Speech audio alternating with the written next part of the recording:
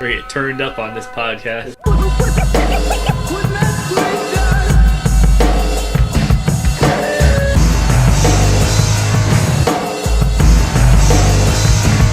If you can feel what I'm feeling, then it's a musical masterpiece. Hear what I'm dealing with, and that's cool at least. What's running through my mind comes through in my walk. Two feelings of soul from the Round robin, like best fried chicken in the city. Go with Eddie.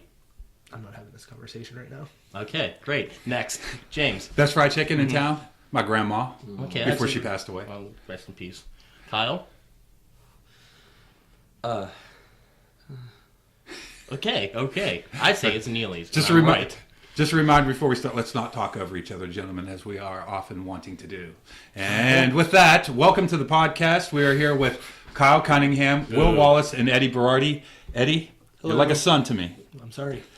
Kyle, you've always been like a son to me as well. Will, you've always been like a friend of my son's. So welcome, gentlemen. I'm the boner of this Mike Seaver troop. just to clear the air, this was originally supposed to be the Concrete Teepee podcast, but Robbie's away on travels. So this is going to be the non-Concrete Teepee podcast where we'll talk about anything but. I think we could talk about Robbie, just not in context of the band. Yeah. I'm going to open this beer up now. Yeah. Because this is what you do on podcasts. Yeah. Nice. That is a real beer, not a fake beer. Parties. It's a Budweiser. That's not an adult. So I've known you guys probably for 5 years now. 4 or 5 years. I met you at the Alpha through Alexandra. But I don't think I ever knew how long you guys have known each other. I know it's been for a long time, but when did you guys actually all meet? Well, that's too long a story for this. How you want to work around this table? You want to start with Kyle? Yeah, let's start with Kyle because he's the shyest and most uncomfortable with the process. I met my friends at a fire at Will's when Brandon Von Fair brought me up there. But I don't know, how did you know Brandon though? That's a good question. I think I met Brandon through the 1056 Power Hour. When that thing was high and mighty. What's the 1056 Power? That's something I just made up. 1056 used to be yesterday's. Oh, okay, the bar, right? Who always would hang out down there. Yeah, that's how I met. Well, I mean, actually, Kyle and I went to high school together for a semester. Yeah. And Kyle was always referred to as the kid who brought bongos into school and played them, but I don't think that was ever actually a thing. I don't remember. Lost in the sands of time. Yeah, so Will and I went to high school together, and then we realized that we used to play flag football together as kids. Wheeling Island Raiders, third place that year. I have the trophy upstairs. I have a sweatshirt. See? Yeah. James was thrift there. store. I wasn't there, but I bought it at a thrift store for 25 cents. It's one of my favorite sweatshirts. So how old were you then when you met these guys? The real time, not the football. Yeah. Was it high school? The high MIDI school musical. Yeah. One of the multiple MIDI musicals of Bishop Donahue. No, it's the fire Kyle referenced at Will's house was when I became reacquainted with him, and that was, I believe, the 4th of July of 2011. Oh, okay. So it's been almost 6 years now. Mm-hmm. Yeah, I remember Kyle coming up and Will mentioning that he went to Donahue, and then for about a month me acting like I knew who Kyle was until I remembered. Oh wait, yeah, I do know who that guy is. He was very forgettable in high school. I forget you guys are young. When 2011, what year did you guys graduate high school? 2007, 2008. Jesus Christ, you're young. Sorry. Yeah. Well, I'm glad you referenced Brandon Von Fair because he's actually a friend of the podcast. And when I first mentioned it, in fact, it was Brandon. He said, "You got a pretty good voice and you like to talk. You ever think about doing anything on the radio or a podcast?" That was before he moved to New York. So, Brandon, if you're listening, which I imagine you are, thank you. Come home. And Brandon. then tell us he came home. Yes, come home. God, what a talented musician. I hate him. He's so good. That's true. But we miss Brandon a lot. So you guys met at this epic bonfire. Epic. And did you start hanging out again as a result of that? Or Well, we were going to WVU together. So it just became a thing where I would go to your guys' house. That's right. Yeah. Yeah, I was the lone person left in Wheeling while everyone else was at WVU, so I would occasionally see them on the weekends. And at many of the Schmidt parties that Logan and Rachel Schmidt would hold Oh yes. when they used to live Those in were the best Mount Carmel parties. Monastery. Yeah. Better days. Well, I think we're living pretty good days now, Kyle. No, they're sad days. These were the carefree days when all Kyle had to worry about was car insurance, and that was pretty much That's it. pretty much it. Yeah. And his dad would build him nice things at the house. He built me nice things. Not anymore. Oh. Rick.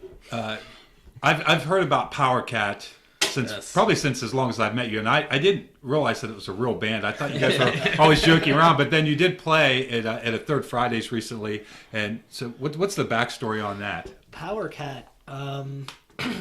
That was originally. You tell your. I think we have different stories found. Yeah. Maybe so. You tell yours. Well, let's get it straight today here on the podcast. Ooh, yeah. We're gonna find out the truth about I need to put a pin in this about real PowerKat. quick. There's something that needs to be addressed right now. Okay. You think you're so fucking cool? You go and talk to other people on this podcast, call me Slumdog Thousander. Nothing just goes away like I don't listen to it. He prefers to go by Slumdog Hundredaire. Like Well- McDonald's. It was dollar menu. Dollar menu there. Dollar menu there.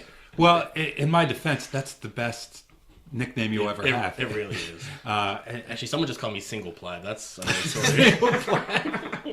And I think it's better if it's just left open-ended like that.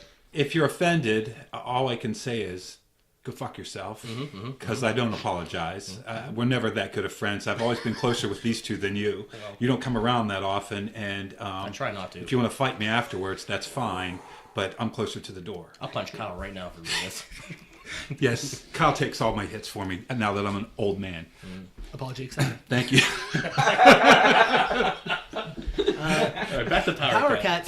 PowerKat started off as a joke. I believe Will and I forget where we were going in his car, and for some reason the name PowerKat came into mind, and I was like, yeah, that'll be our band, PowerKat. And the idea was that it was prog rock, but not progressive rock from Prague.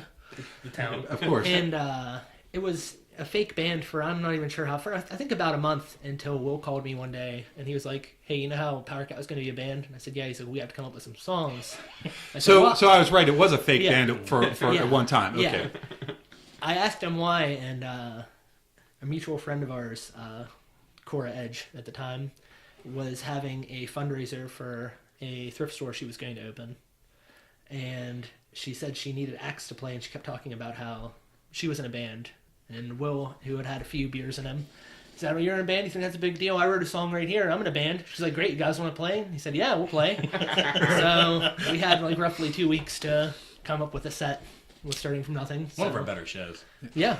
So all those songs were written like in a 2-week period, and Yeah. it shows. Yeah, actually, more pretty much within a 1 week period. Yeah. At that time, Logan and Rachel Schmidt were also in the group. Oh, they were Logan PowerKats as well. Logan played a bongo, and Rachel played a She shook a pill bottle. Or pill like bottle full of pennies, Yeah. Yes. Thank you. and they provided backup vocals.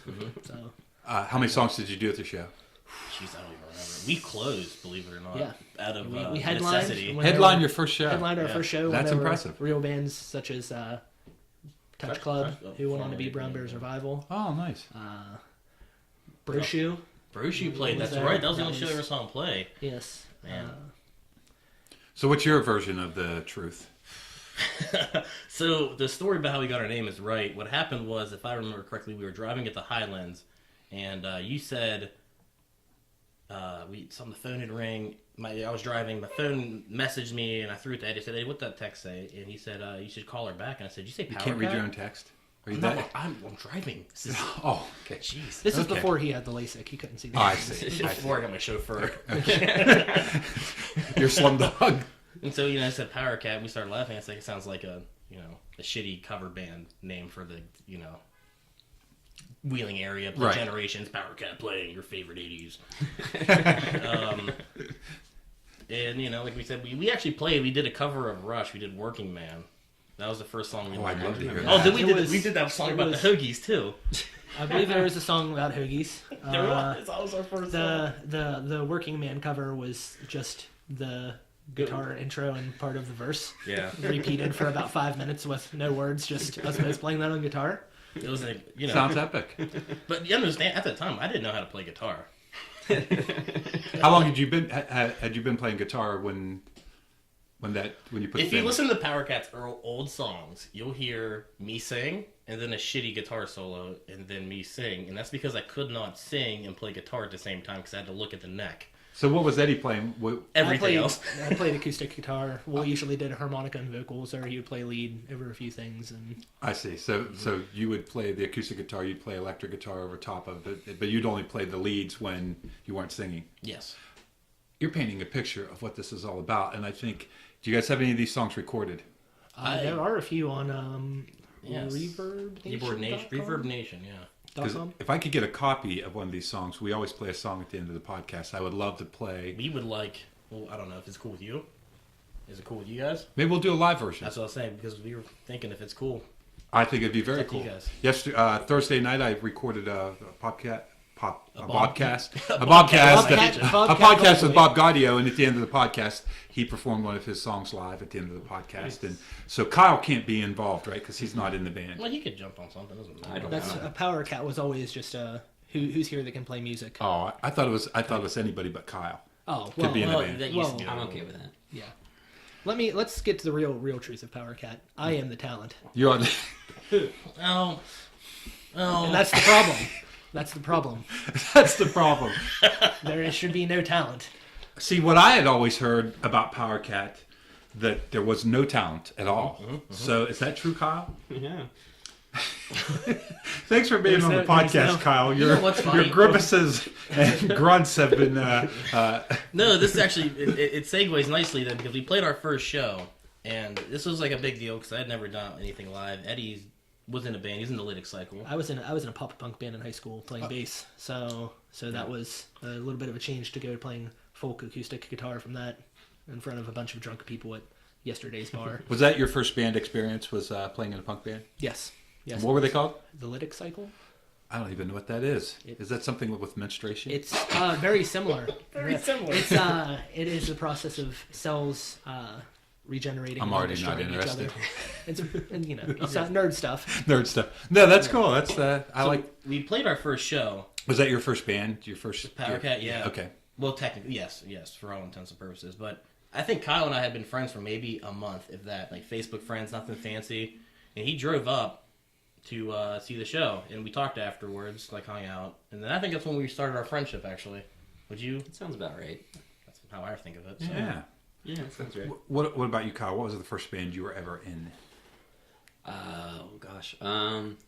First real band that like played shows. Yeah. Was Maritime Militia, and that was with Brandon Fair as well. I've actually heard some of Maritime. It's floating around. Yeah, it was really good. I don't know what happened since then, but you were great when you were younger. I think you've kind of lost something since then, unfortunately. He peaked very early. How old were you when you were in that band? That was. Don't look at me, I have no idea. Gosh, maybe 20. Okay, Maybe so 18, 20, somewhere in college. there. Yeah. Did you play down in Morgantown or around here? I think it was mostly around here in Pittsburgh. I don't know if we ever played down there. How long was that band together for? Not too long, like maybe 2 years. I definitely remember watching, I think on YouTube, some videos and listening to it, and it was a really good band. Probably better than the band that you two were in before. Yes. I would without guess. a doubt. Without a doubt, yes. That's, Lytic Cycle? Wow. oh yeah. Well, no, yeah. It was, not to knock the people I used to play music with, but yes, Maritime Militia was definitely That was with steps above. It was Brandon Fair, Greg Molly, and Sean Colangelo. And they're just like crazy musicians. Mm-hmm. Yes, Absolutely. There's- And it's Kyle. That was luck. Well, yeah, sometimes being in a good band is just a matter of who you fall into, and you meet up with the right people, and if you're lucky, they're better than you, and it makes you become a better musician. I had a couple experiences like that where I was definitely the worst musician in a band, and it made me work really hard at every rehearsal because, in fact, one of the toughest bands I was ever in was actually with my best friends, and they had no problem making fun of me or telling me that I screwed up and they were probably the biggest sticklers for things being done right. So it was tough, but definitely after a couple of years playing with them, it improved my ability. Now, I've lost it all since then. But. That's Concrete Teepee with me, because I'm definitely the worst musician in Concrete Teepee. I might have to remind you the rules that we're not talking about that band. just walked in the door. That's Rob's voice. He's using his hand. Yeah, this is a visual media, isn't it? Are we gonna have to have Budweiser. Moving on from there, I find it interesting that young guys, you're all what, in your 20s, 25-ish, 26. 26. 28, I think. Doesn't matter, man. It's just a number. When I was 25, most of the people that I went to high school with that lived around here, they moved away. And so I find it interesting that all of you guys that are close friends, you, Robbie, and several other people that you guys are friends with, all decide to stay in the Willing area. So we're getting a little bit serious here. Yeah. All for different reasons, too, which I think. So how... You came here right back after college, right? Yeah, so I went to college with the intent of never returning except for like Christmas and that, and then I got my gig, the internship, and I said that was fine. I'd do this internship where I work at now, and I could stay at my parents' house. It'd be easy. And then after my second or third time I did the internship, they offered me a full-time job, and I said, "Well, this is nice. This is something." Yeah. And at the time, I figured I'd do it for a year and move away, and then just. The area, a lot going on here, believe it or not, which sucked me in. Yeah, when I came back in 2000, I was definitely not planning on staying. Right. Now I'm definitely not planning on leaving. I couldn't imagine living anywhere else. It's great to have my family nearby, but it's also I think it's just a great place to live. What about you, Kyle? Did you have aspirations of getting the hell out of Dodge, or did you always? Yeah, I thought about it. I don't know, I was down in Morgantown, and I got sick. Oh. And so I took like a year off of school, and I came back here just to work and make money to go back down. And, the working just kind of snowballed into stuff, and the wheeling started to pick up, and I was like, oh, maybe it would be cooler to be part of a resurgence than to move somewhere that's, already going on, and you're just kind of another dude walking around. Over here, you can participate in something that might be cool. I agree. I think that you could move out to one of the more trendy cities and join in on what's already happening and be another cog in the machine. But I think I was talking to Jake Dougherty the other night, and I mentioned that there's no style for Willing as far as the way people dress. You think of Seattle in the 90s, it was flannel shirts and the whole grunge look, and I always joke about Portland that it's people with over-the-shoulder messenger bags riding non-geared bikes and smoking Cavendish pipes with handlebar mustaches and wearing vests and fedoras, and they sit at a Starbucks with an actual typewriter working on their screenplay. You call that Portland, I call that heaven. Which I'm sure isn't true, but if you watch the show Portlandia, which I'm sure that you do because you have class, there is a certain style and going to like the Young Preservationist meetings or Third Fridays, you look around and there's no fashion style that you could say is definitive other than ruggedly eclectic. I mean, everybody is. You see people in suits, you see people in T-shirts. Yeah. There's the hippie look. Jake Dougherty's the only one wearing a suit. Let's not. Or Glenn Elliott. Yeah, well, they can pull it off. Exactly. Absolutely. It's so I think it is kind of neat that right now it's kind of like an open playing field. It's a blank canvas, yeah, absolutely. And it is fun to be a part of it in any way that we are. I think it feeds off of kind of like the Pittsburgh scene, like working class Milltown. That I don't know. I think we kind of feed off that, like we like being that kind of we're not like sophisticated, trying to be kind of we're like Pittsburgh. We like being blue collar, gritty, go to work, get your boots dirty, blah blah blah. Yeah, and it's I think because the city of Willing itself, which I don't live in, but it's relatively geographically small enough that you can be in the country in a few minutes. So people don't have this thing where they never leave the city for days and days at a time or months at a time. So you eventually end up in the country or out of the city. And interestingly enough, though, I think that there's a lot of culture in Willing, and it's from people that are also kind of working class and cultured at the same time. And maybe the internet and the ability to be exposed to all these different things, you can have one foot in being working class and still have exposure different cultural things. yeah. Actually, speaking of being close to the country, one of my favorite scenes we ever had in the movie is we were over in East Willing, and we have this long shot down the street, and at the end of the street you see the hills with the trees and everything, and so from a lot of places you can be in the middle of the city and look out across the river, and you're looking into the countryside. It's unique for sure. Very unique. Yeah. And so I think Willing has a unique quality in just the geography. It's a beautiful place to live. And that was another thing about me when because I had in the back of my head that, leave. And so then I started taking trips to places where I wanted to live. Went to Asheville, went to places like Columbus, Pittsburgh, obviously, out west, Benwood, Phoebe's Playhouse.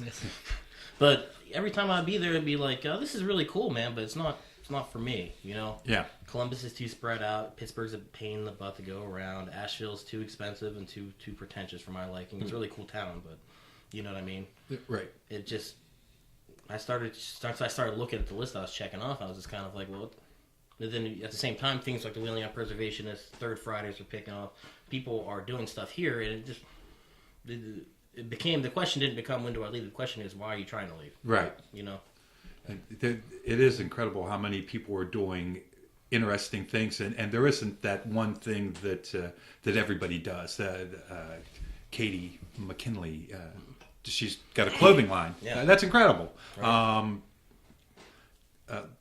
Who else do we know that are doing kind of interesting things? There's just so many people that are doing. Amanda Carney has. I wasn't going to say Cat's anything Paw. because I wanted to leave you hanging with one person. That's it. You're not a friend. You're not a friend at all. I thought that you were a friend. I mean, there's the Bridge and Tunnel Collective with Josh Lee and Mike Iafrate. There, like you said, Matey McKinley, Ben McKinley's a photographer, Andy Croft, who is now moving away, but he started up the entire the Wheeling Shooters thing with Jason Foose, excuse me. There's people like Jake.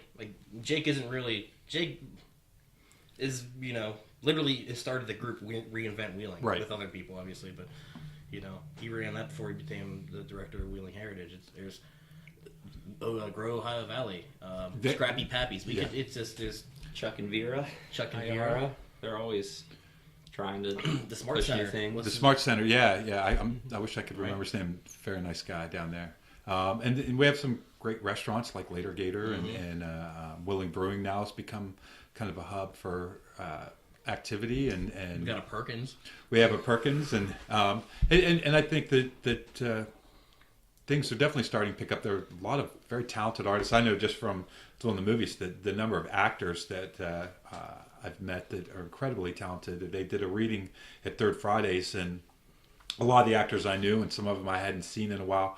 And I was blown away at the caliber of these. And I remember I said to one of my friends, I said, I get to work with these people. I mean, I can't imagine actors from any other city being as good as some of the people I saw. Ron Scott, I got to see Vincent Marshall perform a scene from Political Little One. Yeah. That guy's ridiculous how good he is. He's as good as any actor I've ever seen anywhere. So it's because there's not a million people doing the same thing. Right. It's nice. You feel like you can kind of stand out, and everybody's really supportive. One never gets mentioned, but he does get mentioned, but I don't think it mentioned enough because he does a crazy good work. Is Sorrel Venter in Adventures in Elegance? I don't think I know him. Oh, actually. really? Yeah. Sorrel, he's maybe about your age, but he grew up in South Africa and immigrated to. You need to get him on his podcast. I definitely. His stories. He writes stories on the side, but he redid. Right now, he did the White Palace facade, the stucco facade. He's doing the Mount Carmel facade. He's doing the Stifle Center. There's one downtown. Yeah, he just did the state capitol building. Oh, did he? Yeah. What else is he doing? They're doing one across from the new health plan building. The Sims building, right? The white and one with the green. I don't know. They've been working for a while. They have a bunch of wood out over it. Oh, that's the one they own. Yeah. Well, the former Tom's Pizza Shop. I forget the address, and Rebecca's gonna kill me for that because she's on. Anyways. Well, that's another person who doesn't get enough credit for what they do. He's a wizard. He did part of the Blue Church as well. Oh wow. And it's interesting to see so many young people your age and getting involved in wanting to see Willing be better, and there's a lot of different groups that are around and taking an interest in the community in a way that when I was in my 20s, all we did is go out to the bar and play music. We didn't think about how we could improve the community or getting things going, or even I guess we concentrated on playing music, but we really weren't focused on the same kind of goals that I see younger people doing around here. What about you, Edward? How did you end up staying here? I am just trapped in Wheeling forever. Are you really? The gypsy curse hasn't been lifted. It's very similar to the Tiki curse from the Brady Bunch. There's just Every opportunity to leave Wheeling just dies in a surf crash. We hit this wave and we can go. Surf out of this town. not again. I don't. Did you aspire to live somewhere else at any time, or? Wheeling's always just kind of had a draw to me. I've entertained the idea of moving other places, but it's always kind of been like I'm helping my family out doing this or I'm doing that, and then I've always wanted to stick around just to see what would happen with Wheeling. Yeah. To see, because I figured eventually it was going to be back on the up and up, and then when I was in college, right after I graduated, I was entertaining the idea of, well, if I don't find a job here, I'm out. Yeah. And there aren't that many jobs around here in the IT field, and I happen to be lucky enough to fall in a position at Warwick. And I was like, well, doing IT here in somewhere local place, this is a really good job. There's no point in me really leaving, at least for right now. And you were locked in. I was locked in. Well, now that you own this lovely home that we're in, I think you're here for a while. Oh, now I'm definitely stuck here. You are literally sitting inside of a cardboard box. Yes. It's very nice. It's a lovely home with a marble table. It's corrugated cardboard. That is the best. I've heard. It's a sturdy. I can't afford it, but I've heard. box. Speaking of this marble table, This is very nice. the man that could not be here tonight, Robbie Kettlewell, has let us all know that this would be a killer table for making chocolates on. Yes. Pretty much every time he sits at this table, I think he brings it up. And he does. He salivates over it. What's wrong with That's him? why it's sticky. Yeah. Why would he want to make? What is wrong with that? All boy? he from talks Clearview. about. Oh, is he from Clearview? Yeah, born and raised. I know he owns a van, and that And makes me horse. nervous. I believe originally he's And from a Taurus. Bel Air. Is he really? Bel Air, and then he lived in Martins Ferry. And Wait, Robbie's he's a well-traveled man that won't tell you anything about himself. Yeah. I didn't know he had a family. I didn't know. Honestly, until I physically went and saw his model train set and his parents, I just didn't believe him. Same with the horse. I had to physically put my He eyes has on a the horse. He has a horse. In Clearview. It doesn't make any sense. And a It's barn wrong. cat. How did you guys meet Rob then? You went to high school with him. Oh, I went to middle school with him. so you've been knowing him a long time. Yeah, we were actually in a little band, but I didn't learn any of the songs, so they kicked me out. That's so surprising, Kyle. It's so unlike. It's so unkindlike. They were named Molly after Greg Molly, and they did cover songs. They played a lot around here. Nice. I think I met Robbie maybe for the first time when you guys came over to my house to play music, and I kept thinking that he was Greg, because for what little I knew you guys, I thought him and Greg look enough alike that I kept thinking, was that Greg or Robbie? And I was looking at pictures on Facebook on which guy was it with the jean jacket that was playing bass at my house. But then I'm like, I like that kid. He seems like a nice kid, but I can't tell because Greg I don't like. If you were doing a Bridge and Tunnel Collective, Guess Who or whatever the thing is where you flip the pictures over, and you said, is he wearing a jean jacket? You wouldn't be able to flip any of them over because the answer would be yes. And nothing would change. That's true. And you said there wasn't a style around here. Denim. Head to toe, denim. The denim tuxedo. Speaking of the Bridge and Tunnel Collective, that's been a nice thing for Willing, I think, to get all the musicians They're working together. their tail off. Yeah, absolutely. I was at work today, and we got talking about stuff going on around town, and I was actually talking to another guy, and I mentioned the Bridge and Tunnel Collective and what they do. This guy across the room jumped over, and I was like, what's that? And I explained it to him, and he's like, whoa, and he grabbed a piece of paper real quick, he started writing down the information I was giving him. Nice. He got really excited about it. So I thought that was cool, doing my part. Yeah. I think that... Spread the word around. Boys are back in town. Hear that, Sean? I did stuff. Who's Sean? He wears a denim shirt. He's in the Bridge and Tunnel. He wears the denim. It's Plays Sean. music. It's my friend Sean Decker. I just saw him going to his mother's house next door as I was coming here to do the podcast. dang. Yeah, you guys missed him. That's a bummer. Sean's a good man. He is. Shout out to Sean. Did great. He did. He mentioned it on the podcast, and I want to end the circle. Sean, I know you're not going to listen to this. But you did a great job painting, so thank you. Oh. What did he paint? Oh, your house. He painted the hallway for me. Yeah. I thought several times at public events, Sean's mentioned independent films, which he definitely didn't have to, and he's also mentioned the podcast at the show down at River City a few weeks ago, and I think just in talking to him that the idea of everybody supporting each other in the Valley, that's something that you don't get everywhere else. People tend to seem to be more. Let me see how long I can run this sentence on before I make my point. Now, I think people tend to be not haters, for lack of a better word, for people that are doing well. I think that's a common thread throughout this town, though, and everything doing cool is that you see someone doing cool, and overall there isn't a huge mass of people saying, well, you could do blah blah blah better, and they just say, that's cool, that's awesome what you're doing, you know? Yeah. Which is people are quick to try to get involved too. Yeah, absolutely. You know? And I think it is nice because I've definitely been in places where everybody likes you until you're more successful than them, or it appears to be that you're more successful than them, and it's just not like that around here. At least I haven't experienced that. Everybody, when you do well, everybody's happy for you, and they don't seem to think that has anything to do negatively with them. And we did not to keep bringing up Concrete Teepee, but we did our last show, and on this after the show. Josh Lee came up to us. He's like, "You guys sounded awesome. That's great." We said thanks, and I knew he was genuine, but you kind of get that after every show. But I got home that night, and I had looked on Facebook, and I don't think he even tagged us in it, but he was just he just right in the middle while we were playing, he wrote a Sedful status, just like, man, they were just so good. And it's just like, that's, usually you'd get some jerk come up to you and be like, yeah, your bass was off, and blah, blah, blah, blah, blah. It's usually me after the show, 12. Yeah, actually, I saw Josh at the reading at Third Fridays, and he was posting about it online, and he asked me a question about the wording of it because he wanted to include independent films in it because they were going over the script, The Sticks, that Ron wrote. That's going to be a film that we have coming up, and I'm like, well, man, you don't have to mention us, but I appreciated it, and it is.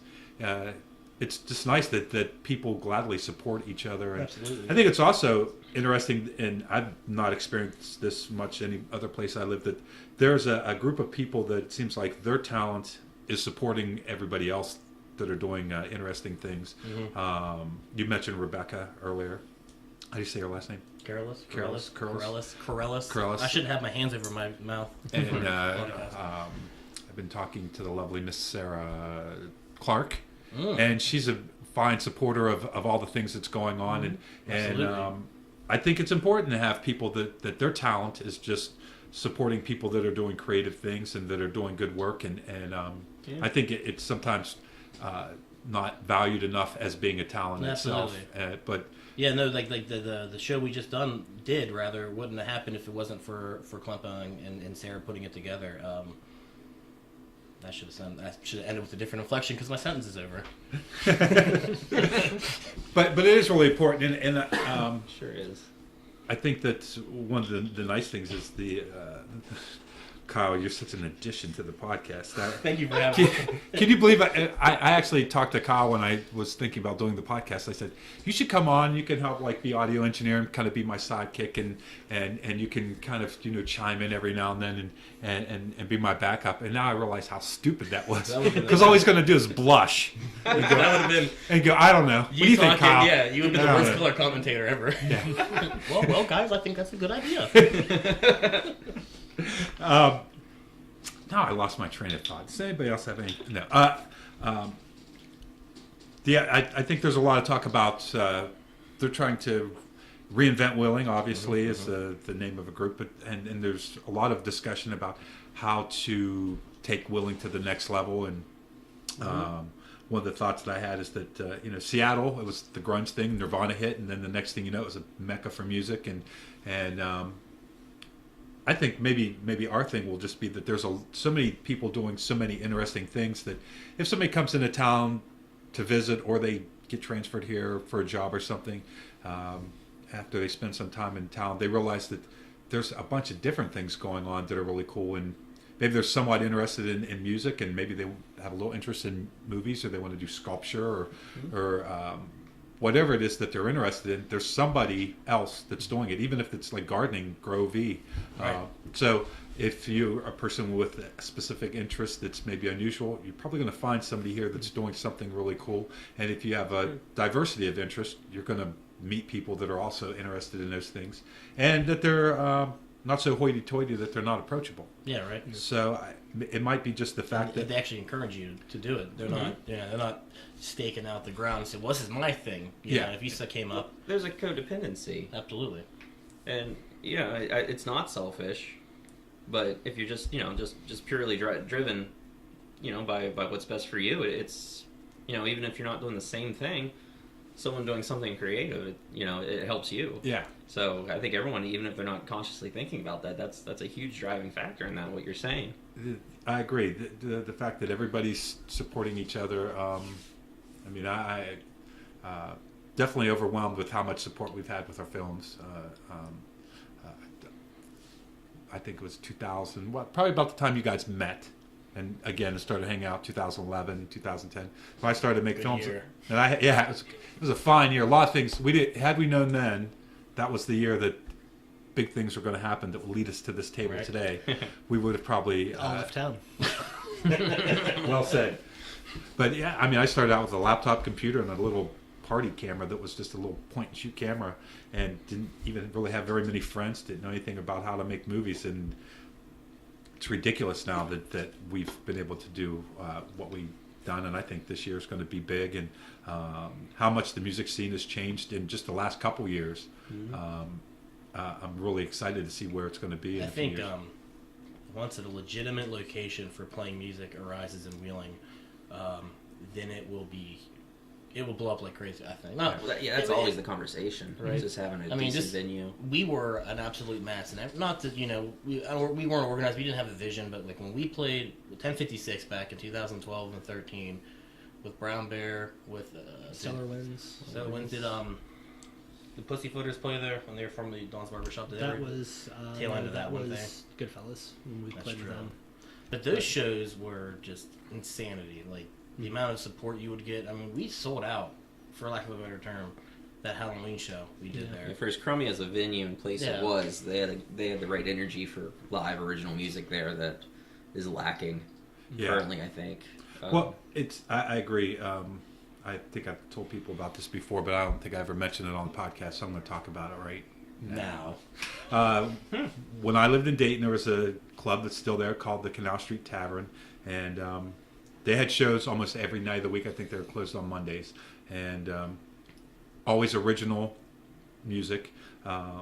So if you had a band, no matter if you were PowerKat good or Concrete Teepee good or as good as some of the great bands I was in, you always knew that there was a place to play, and you could start out. If you're really just getting started out, you might just get a Tuesday night show with very few people watching, but you were always working to get that weekend show, and then there would be bands that would come in, that national touring acts that if you're lucky you'd get to be an opener for one of those, but because you had a place to play, it gave you a reason to put a band together.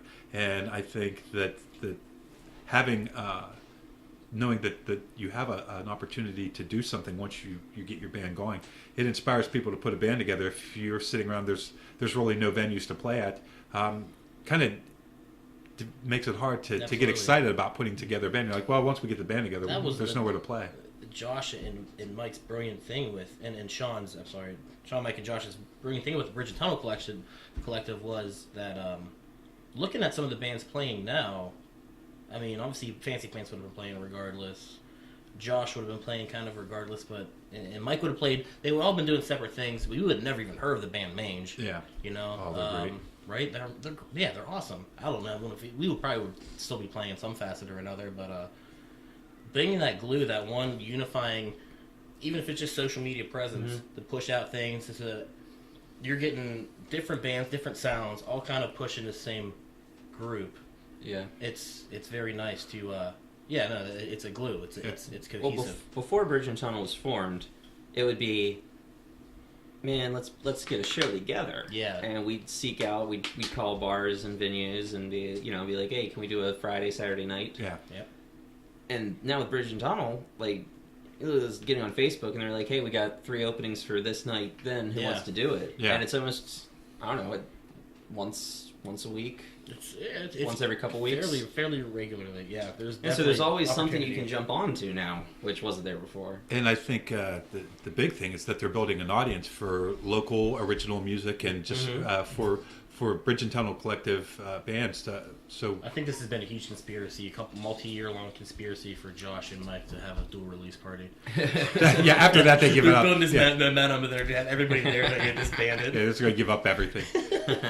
It is though. I think there's something about together. Everybody's a lot stronger, and it's.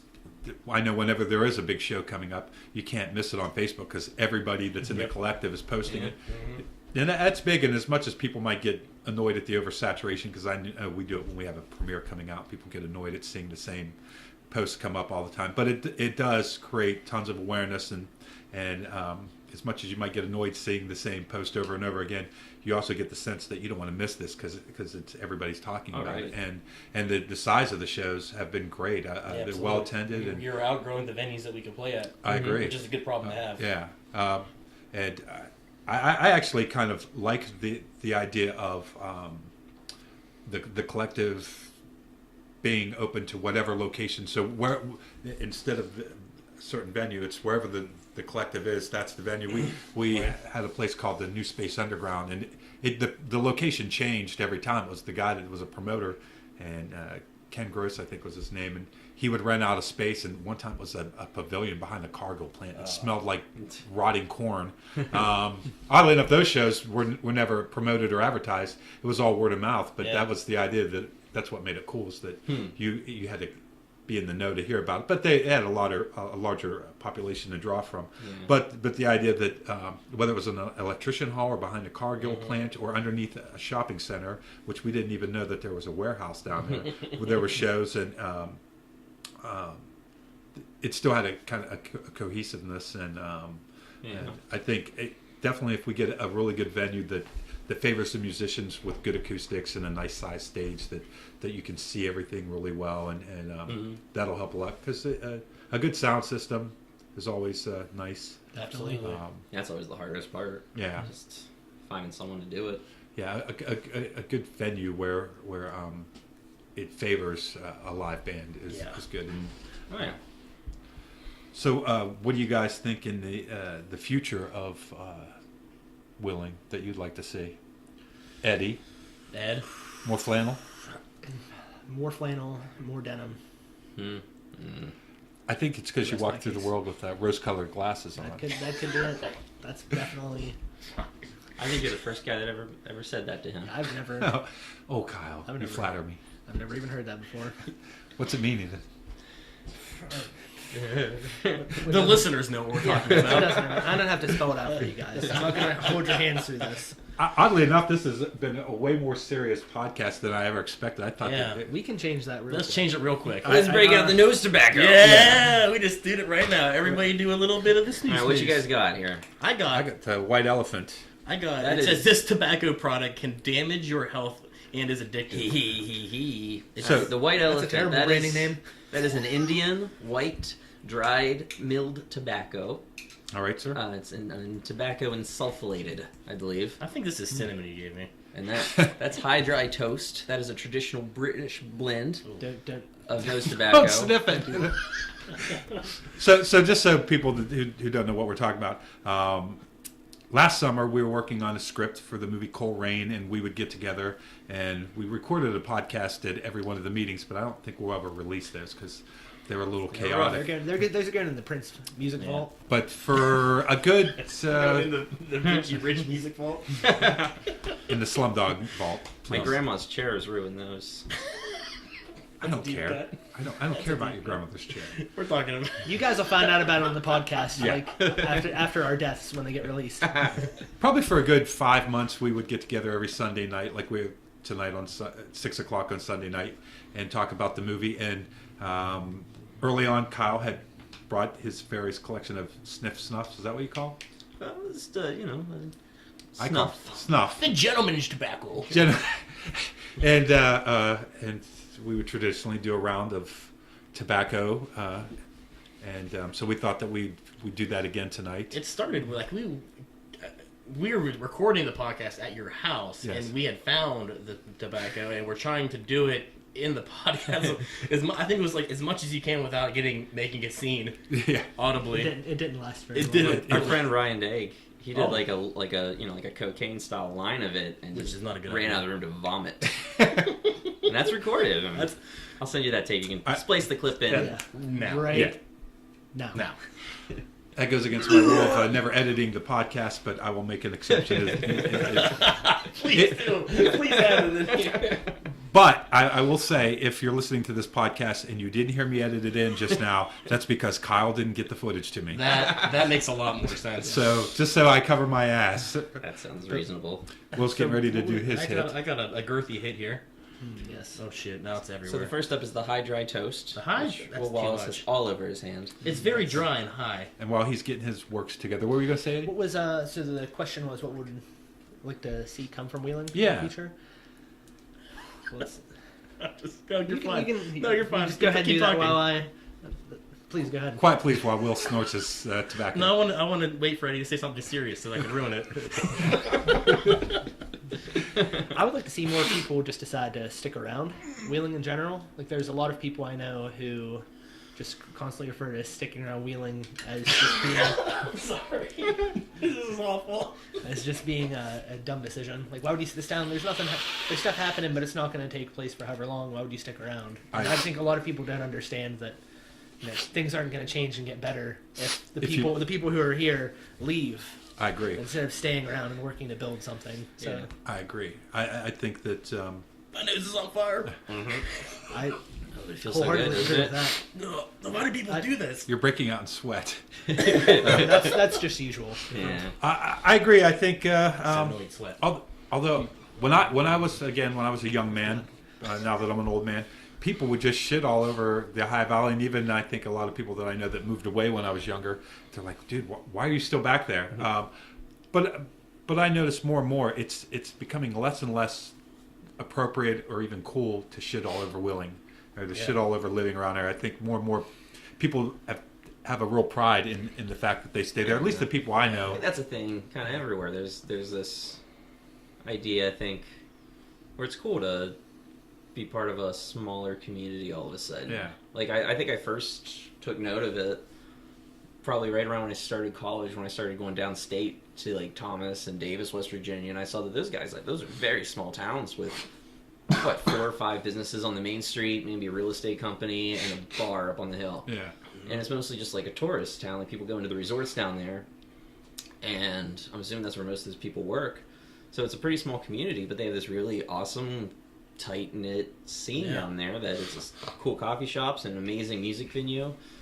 And I was like, whoa, this is cooler than a large city in a lot of ways, because everyone here knows each other. I agree, and that is the nice thing about the size of the community we have here is that you don't get lost in the crowd. If you meet somebody and they're interesting and you kind of dig their vibe, man, you're going to run into them again. And you have that opportunity to get to know people that you might not get in a bigger city where you meet somebody and you find that they're really cool and you never see them again just because you get lost in the crowd. Yeah. Or the fringe character types, like, they're known. yeah. There was a big thing for me because, I used to shit on Wheeling, everyone else did, but I didn't really think of it as shitting on Wheeling. I think you just, everyone just talked shit on their hometown. Yeah. And I had ran into, he took a new job, he's out of town. He was the former rugby coach of Jesuit, I think. Rugby or soccer. I was drinking at the time, so it doesn't matter. But he was just like, I was a military son. I've been everywhere. And then with going from college to college, working as a coach, I've lived in, I've had 30 hometowns. He's like, Wheeling's been the only city that the residents will apologize for their city. And I was thinking, I was like, well, shit, maybe this isn't like a thing you just do. Maybe we just need to get a better attitude. You know what I mean? And that was one of those kind of wake up moments where you're like, maybe if you change your attitude about it, because it's not just a hometown thing. It's just people in Wheeling were, disproportionately negative about a town that's got a lot of cool things going on. And the history, the architecture, the cultural history of Wheeling is just crazy. You know? This is what would really help having Robbie here to just start spinning off 40 minutes of facts of the. He didn't mute it. It is muted. That's a vibration. This is the first time in podcast history that anybody's checked their phone during a podcast. I literally put mine on another table. Yeah. Oh, I'm going to check my voicemail real quick. Well, you have to play it out loud. We have to hear it. I think Kyle's biggest reason for staying in town is Rick and Terry. Oh, yeah. They got so many cool things. Your parents are probably the sweetest people I know, and they came to my birthday party. That was awful kind of them. Yeah, it's very nice of them. They even gave me a gift card, which none of you did give me a gift card. That is true. Saying. I don't think you guys even came. You guys didn't even come. I gave mine to Rick and Terry to give to you. Oh, you chipped in on that. I see. That's from all of us. What they give you? What was the gift card for? Chipotle, I believe. Oh, you like Chipotle? Oh, I do. They know like me. Chipotle. They know me. Why aren't we at Chipotle? Yeah, We're going after this. I'm taking you kids out afterwards. Old Chipcast. Yeah. I've right after the Cropcast. Yeah.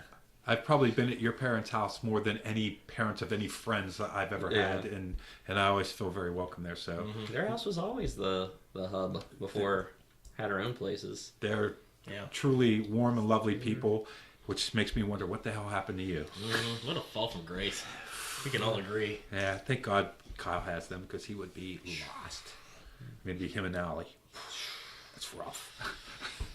So anyhow, I find that when I see people out and about, maybe it's because I kind of hang out in the same places, that for the most part they are very positive, and it's kind of uncool to talk bad about Wheeling or unless you're leveling a criticism in the context of how to improve the place. Right. And I've never been anywhere before where people talk so much about improving the situation that they're in, improving the city, making things better for the different people. I don't know what. Maybe it's a change in the world.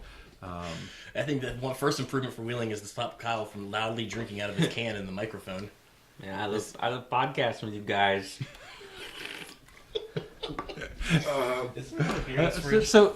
There is. Don't mind me. I just keep going. You're fine. All right, we've talked enough about Willie. Let's talk about something important. Let's talk Steubenville. It's in the basement. I'll be right back. Okay.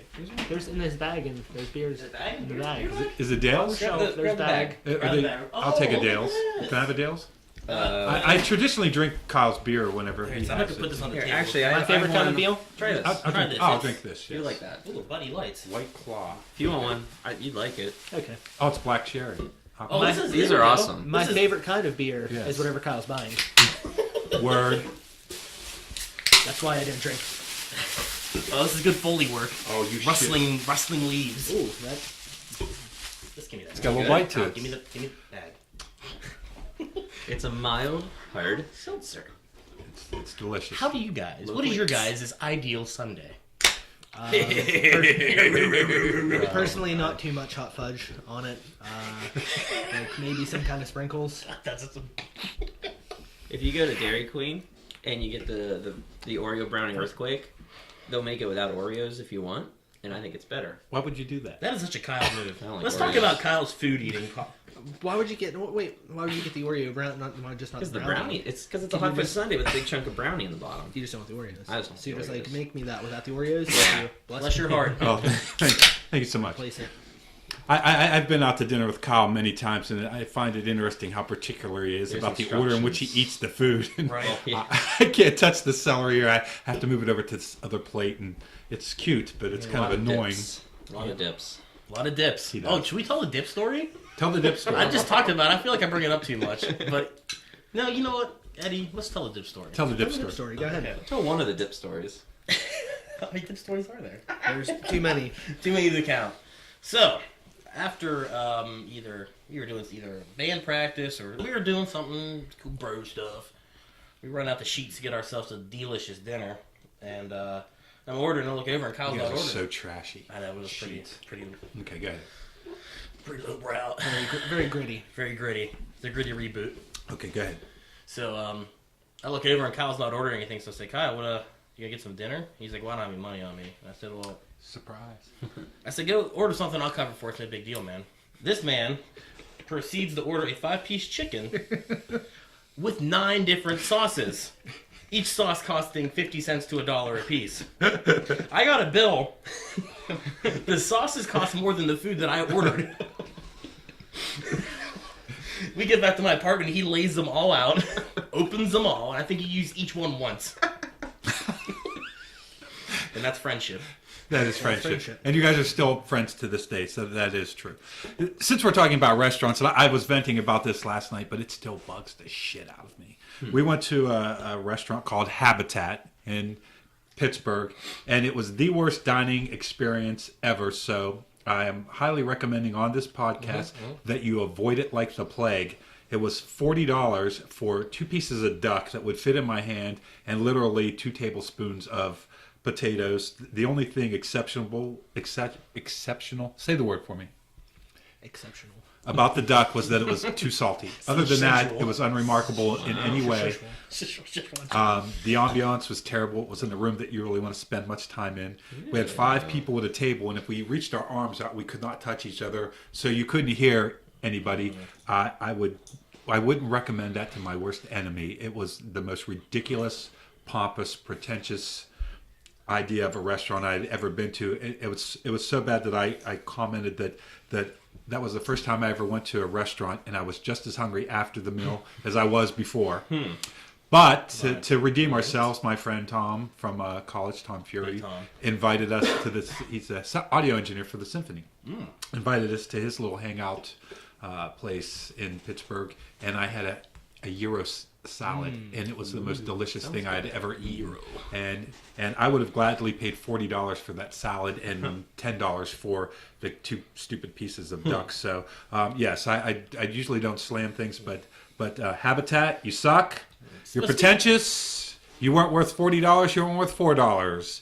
It was a terrible dining experience, except for the fact that I was with a very nice group of people that I enjoyed it and that saved the night. And, of course, we got to see the symphony. But, yeah, Habitat, fuck you. Speaking of restaurants, my extended family live in Pittsburgh. They just started a nice restaurant that they are very proud of. It's called Habitat. Very generous portion. Very generous. You can leave now, sir. You thought Cracker Barrel had generous portions. You haven't been to Habitat.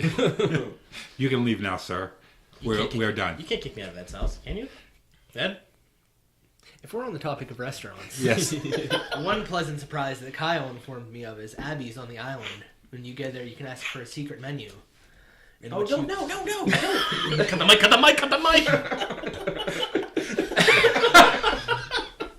He told me the same thing too, but I've not seen it yet. I think it doesn't exist. It's not real. That's wrong. It's just a decent restaurant with a normal you menu. may or may not have to be there with Kyle, and he may have to ask for it. And give a little wink and a nudge to the waiter. You gotta give the high sign, which is doing this stupid nose tobacco that he has. Now, nose tobacco makes it sound like it's cocaine. It's definitely just shitty tobacco. I will warn you, though, if you do have the pleasure of going to Abby's with Kyle, block out 3 hours because it takes him that long to get his food apportioned out and eat everything in the correct order. Kyle, anything you do with Kyle, you need to portion out several hours. He is like a Southern Belle.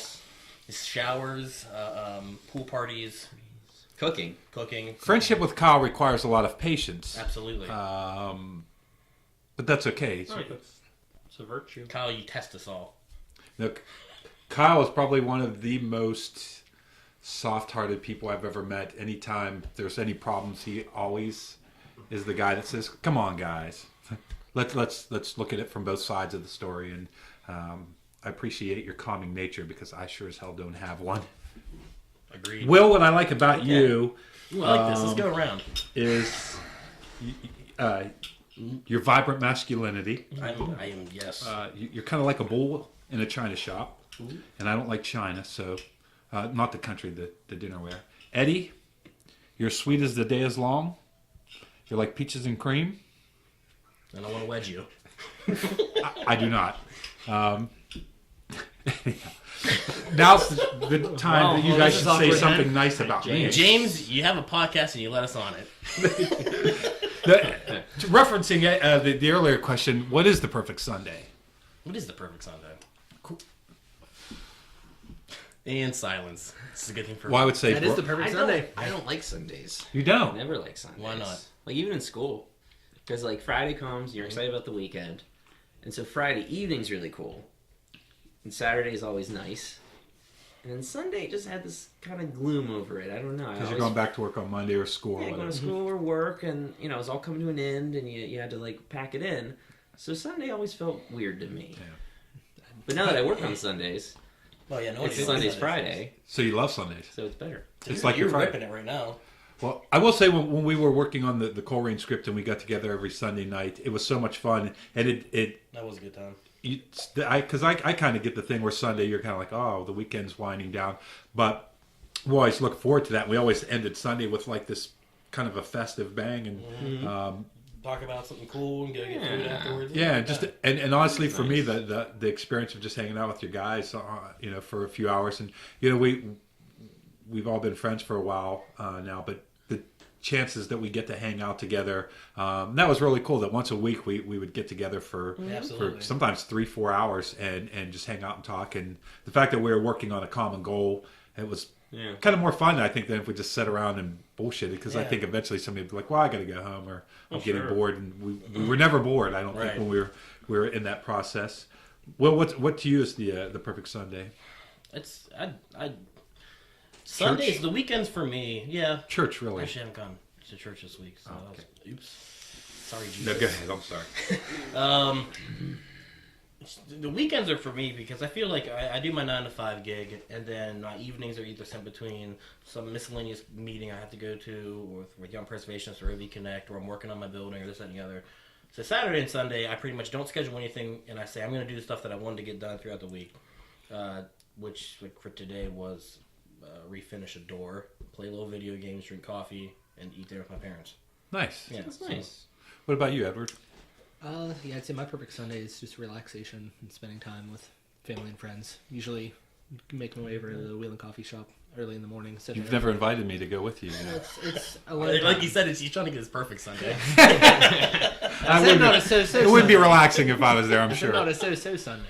Actually, I did run into Eddie there one Sunday, and we decided to go to the Alpha to get something to eat, and we came out. It was the biggest thunderstorm I'd ever seen, and we were all standing under the awning because people didn't want to walk the 3 feet to their car because they didn't want to get wet. And somebody said, "Who's the idiot that rode a motorcycle?" I'm like, that would be me. You wonder why I never invite you out on Sundays anymore. Yeah, well, you're I meet up protecting with you and me. invite you out for dinner and almost get you. Almost you getting killed. Shanghai to the embarrassed Alpha. him. Yeah. So- Shanghai to the Alpha. James, so your Sunday. Which That, James? well, of I'm course, assuming motorcycle. yes. As people do know, I do love the motorcycles, and so any perfect Sunday or any perfect day would involve a motorcycle ride. And I've always enjoyed coffee, but I have this new relationship with coffee where I've realized the perfect amount of coffee before I start to get jittery, and if I hold off until the right time, I get a real euphoric feeling from coffee, which I never noticed before. So nice morning coffee. I like to hang out in my kitchen, listen to a podcast. Yeah. And then as this time of year when the weather warms up, go out for a nice little ride on the bike. Weather's And, good. Yeah. work in the garden a little bit, go see the family. I'm trying to start a little, not a garden because Little family. I'm trying to start a little family, but I started it's 2 a hassle. families already, and It doesn't get better the more you try. it worked. It didn't work out. It was not good. It's like a Sims family. May I revise my perfect Sunday? Yes. We're talking 1983 Pontiac Trans Am T-tops. Cruising down the highway, blaring "Kickstart My Heart." Oh, I love that song. Denim vest, half smoked cigarette, REO Speedwagon T-shirt, cut off jean shorts. weeping. Whip antenna. Oh, For of the course. CB? Yeah, we're Okay. not. You know, is I that even changed a real my question? Can What he just said. yeah, I think we can all agree that is a perfect Sunday. Can I change my answer? Yes. That I'm walking down National Road while he drives by, and I just nod at him. Well, you mentioned your building. You should talk about your building. Yeah. Okay. That's interesting. Yeah. So I own a building. I have a technically a 5-unit apartment building. 4 units are rented. I live in one. I got 3 other cool cats living right in the heart of downtown. And it's been a lot of work. It's been a lot of work. I've put a lot of friendships at strain. Kyle can attest to that. Well, I've definitely. I'm hoping that on a personal level, that the building's starting to get at a point where you don't have to focus so much time on it, because I can see the stress on you, my friend, some days. And but I have to say that for a guy your age, it's really is impressive that you've taken on a responsibility of buying the building and fixing it up. Because literally, I'm not joking around when I say when I was your age that all I did was go to the bar and maybe think about playing music and make sure that I show up to work on time, and that was it. I had no sense of responsibility as far as to take on anything like that. The idea of even like buying a house at that age, which Eddie, you're about, at your age you bought a house, what, 26, 25, you bought a house? I wasn't 25. responsible enough to buy a bicycle. I mean, I did, but I made a bad decision and got it stolen. I was actually thinking about that today. Buying a bike?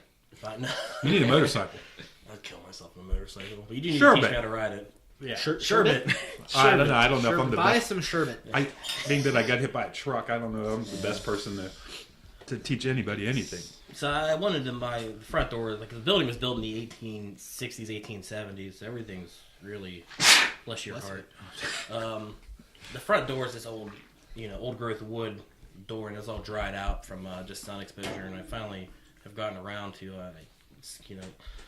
stripped it, cleaned it, and I was sealing it again today. And I was looking at it, and it was a nice, relaxing Sunday. Like, this is something that was my Sunday. It's something I wanted to do. Yeah. And I was thinking, like, man, all this time I've wasted on this building. And at the same time, I'm thinking, like, I have that person. I can't sit. I drink it for my Sunday morning. I wake up and I play video games and drink coffee for an hour, and then I get bored and I go do something. So if I didn't have the building, I would be building we work on the house I have, or rebuilding a car, or doing something. I can't sit still and be a good boy. I agree.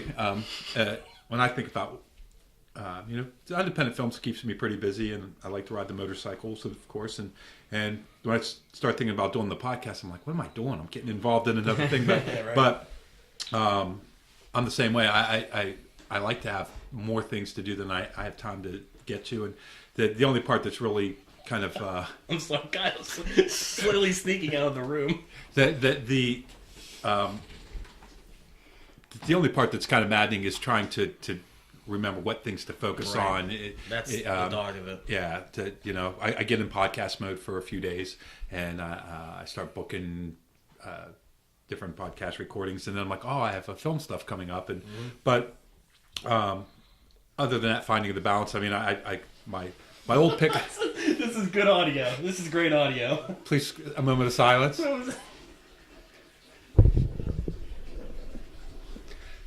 Kyle urinates in the middle of my goddamn podcast. This is the first. Thanks, Kyle. This is the first. This is one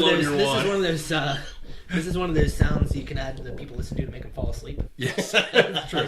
I'm sleepy now. But definitely I guess I feel lucky that I am interested in so many different things, because it is nice to wake up in the morning and go, crap, I can't wait to get started on that. Yeah, right. I'm going to get Eddie roped in, because unfortunately the deal fell through for me to trade my truck for a Harley Davidson motorcycle. Which one? The 77 Chevy. Well, I don't know why you want to get rid of that. It is baller, but you don't need a Harley. You're not a Harley guy. You buy a Harley die. You're not a Harley guy. You buy a Harley, you Harley die. I believe is what Will was going to say. That's better than what I was going to say. But there's always room in my life for another motorcycle. So that is true, and you should know that about me as a podcast. Danny Patton had the best joke about Harley Davidsons, and he went up. It was when he actually bought his, which you own, I think, right? I bought his motorcycle. Yes, it should be done at the end of this month. Good. That's not more than he can say. Yeah, Danny Patton. Danny's a sweet kid. He's a great dude. But he bought it, and he was talking to the dude who bought it, because he had it was an old Honda, right? It's a Honda, yeah. And he just said, the guys were trashing Harley Davidson. He's just like, I don't need to wear a fucking Harley Davidson t-shirt, know what motorcycle I buy. I just want to ride a motorcycle. Yeah. You buy a $40,000, whatever the stupid names are, Fat Boy, or Slim Rod. Yeah, right. Actually, that's why I ride a Vespa. And since we brought up my chopper, it's a good chance to plug Scott Anderson at East Coast Fab Works, who started the bike for Danny and is finishing it for me. when we talk about people that are doing interesting things in town, this guy's kind of out of the loop from the normal people. But I have to say that he's one of the most talented people in Wheeling. Did he just do Danny's RX-7? I'm not sure if he did it. Because I didn't ask it. He just said that his friend Scott did it, and if it was him, because Danny had a lot of rust in the back of it. He had to completely redo the back wheel wells, and he, instead of just throwing some crappy plate metal, he got an old rear wheel motorcycle fender and shaped it and fitted in, and it looked legit, man. I was blown away. What this guy can do, and I don't think he's quite 30, or maybe he's 30, young guy. He uses all the old fashioned tools that he's gotten out of old factories and this and that. Oh, wow. Everything he built is high quality. He doesn't cheat anything. In fact, I've been to his shop before, and he's had bikes in there that somebody else had worked on. He goes, I got to take those welds off. I can't let that leave my shop with those crappy welds. And and so he's had my bike for quite a while now, and I don't mind, because I know when it gets done, it'll be perfect. Yeah, and he's into the old school stuff. And just when I walk around the shop, I'm amazed that one person can do all these things. Yeah, right. I mean, he's stretched the frames, and he's building his own frames now, his own wheels. Where's his shop at? It's over in Benwood in East Wheeling. Because he used to be up on the end of 29th Street Hill, but I think he moved. Right? Yeah, right. Like, yeah, same that dude. shop. Yeah. And the first bike I really noticed, he built a Cafe Racer that had a monoshock on it, which most people don't know what that is, but it's the most... Kiss too many women. It's the most ridiculously beautiful motorcycle, and everything I've seen come out of his shop is very well done, super cool. He's got great taste. He's got a Datsun pickup truck that he's putting a flathead Ford engine in, which is insane and cool at the same time. Absolutely. I can't speak enough for the guy's talent. I'm so glad that he's the guy that's building my bike, and in fact, I was hoping to get the Harley, because I was going to take it to him and have him chop it all up, and eventually I'll get another bike and take it to him and let him have it as long as he needs to fix it up. So I'm glad that it came up, because someone that talented that is kind of out of the loop of the other people that we know.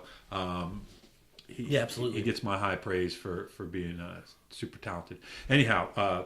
Where were we? Perfect Sunday thing. You were talking about the door on your building, I think. Yeah, it's a good door. He brought up.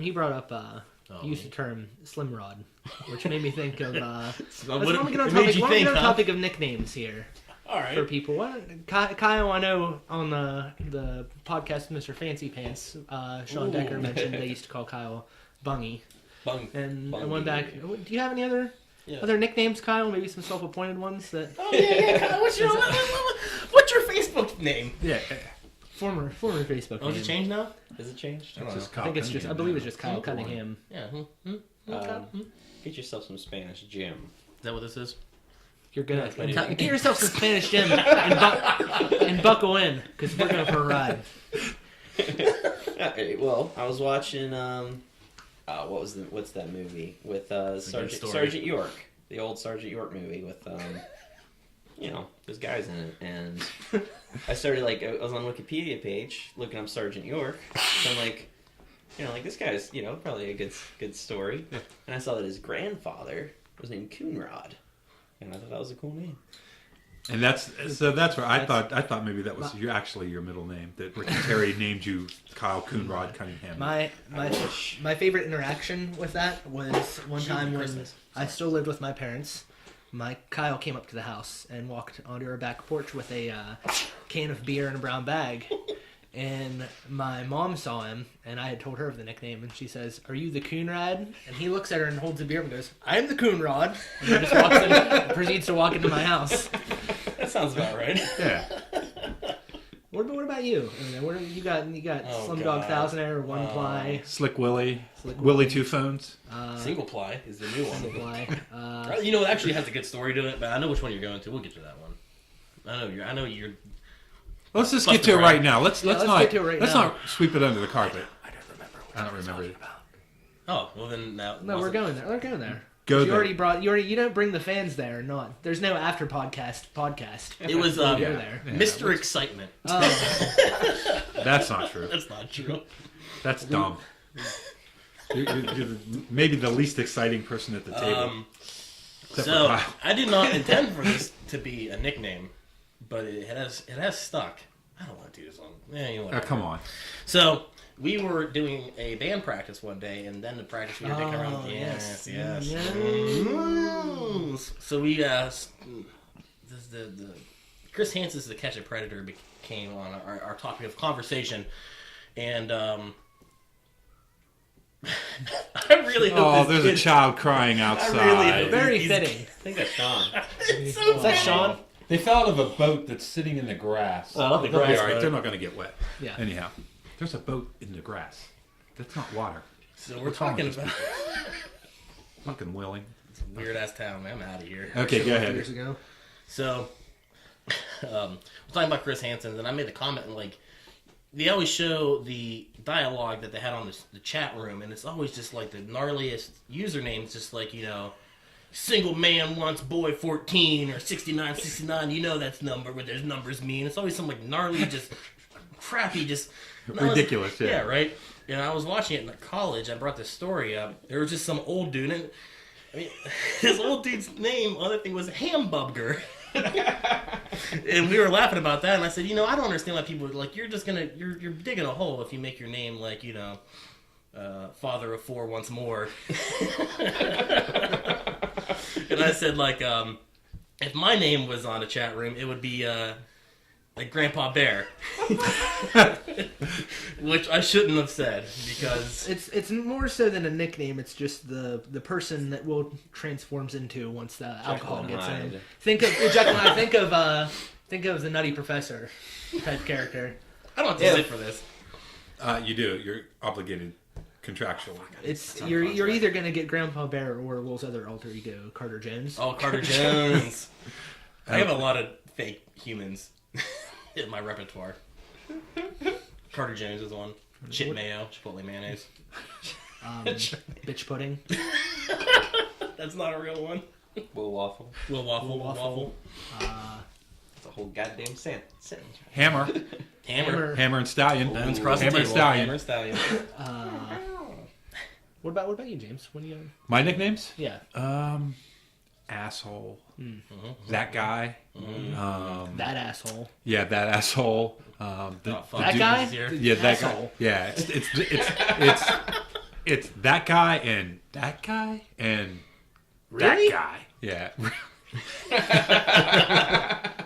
I don't know if you have a nickname. I always called you Yams. Yeah, well, thank you. Yeah, most people call me James. Some people call me Jamesy every now and then. People at work call me Pip for no logical reason, but Yeah. I love it. I'll tell you what. Why don't we just make you a nickname right now? Go for it. Okay, you say a syllable. You say a syllable, and I'll finish it with a third syllable. Syllable. Yeah, because we can't just. Oh, you know, we could do a 3-name. That was a nickname. word. Yeah, do a word. Do a word. I can do syllable. All right, Eddie, why don't you start it off? Archibald. Archibald. Wind. Fire. Anything. Oh. Archibald Wind doesn't need to end. You're right. It's gonna have PhD. It's gonna have a ring to Esquire. it. It's gonna have a ring to it. Archibald Wind, PhD. I like Esquire better. Yeah, I like I've always wanted to be an attorney. Well, I can't help you there. Speaking of the Esquire, It's gonna be a. I found on eBay, they just tore down Ernie's Cork and Bottle downtown, Oh yes. and I found a matchbook cover from the Cork and Bottle on Nice. eBay for $1. Nice. So I own that. No one gives a shit. Is it going to be in your mailbox soon? No. Then I'm not interested. And actually, Kyle, I have your Christmas present still at my house. Unwittingly, one night, I accidentally stole a menu from one of your favorite restaurants. And instead of giving it back, which would be embarrassing, it's a very nice menu. What were you doing eating at an Eaton Park? I was going to ask what he was doing at Greco's. In my defense, it looked just like the portfolio that I was carrying. So I thought that I would give it to you. So then when you and the lovely Miss Sally decide to go out to eat there, you can decide what you want in advance while you're in your dressing room getting attired for the evening. Yeah, 3 days You prior. could bring Yeah. it, and they're like, "Hi, would you like anything to drink? I'll get your menus." We can It's say, okay. We brought our own. "Thanks." Yeah. I did steal it on purpose, but I would steal a menu for you if you asked me to, because I do think of you in that way. No. But Jeez. That's about it, though. yeah, I got home and As far as I'm it like, wait a minute, this isn't mine. Wait a minute. These aren't my Szechuan papers. chicken. Like, yeah, I'm like, this is a menu. I don't remember writing these notes at all. I don't remember right now. Lobster ravioli. and, It's a terrible movie idea. We're the best. Favorite stallion in lobster ravioli. And I hate to admit that the first thought in my head wasn't, oh, I need to return this. It was, oh, I need to give this to Kyle for Christmas. This is a Kyle gift. Yeah. God. Yeah. So, God bless. God bless you. I won't say which restaurant because then I'll probably be Clink. banned there. Clink. What do you think? No, they won't ban me from a restaurant. They Don like Liberati, when they come. Fiorati. Listens to this. I'm not saying which restaurant on the podcast. I'll tell you after. You Kyle, gotta you're tune in. killing us You gotta with tune that. in for It's the after hours for Figueretti's. that. It's not. Maybe it is. It's James will Schmitty's. not say that he took a menu from Figueretti's. He's not going to say that. He's not going to say that. As your attorney, I suggest you don't say that. Come on, guys. Let's talk about something. Let's talk I went about to Figueretti's last night.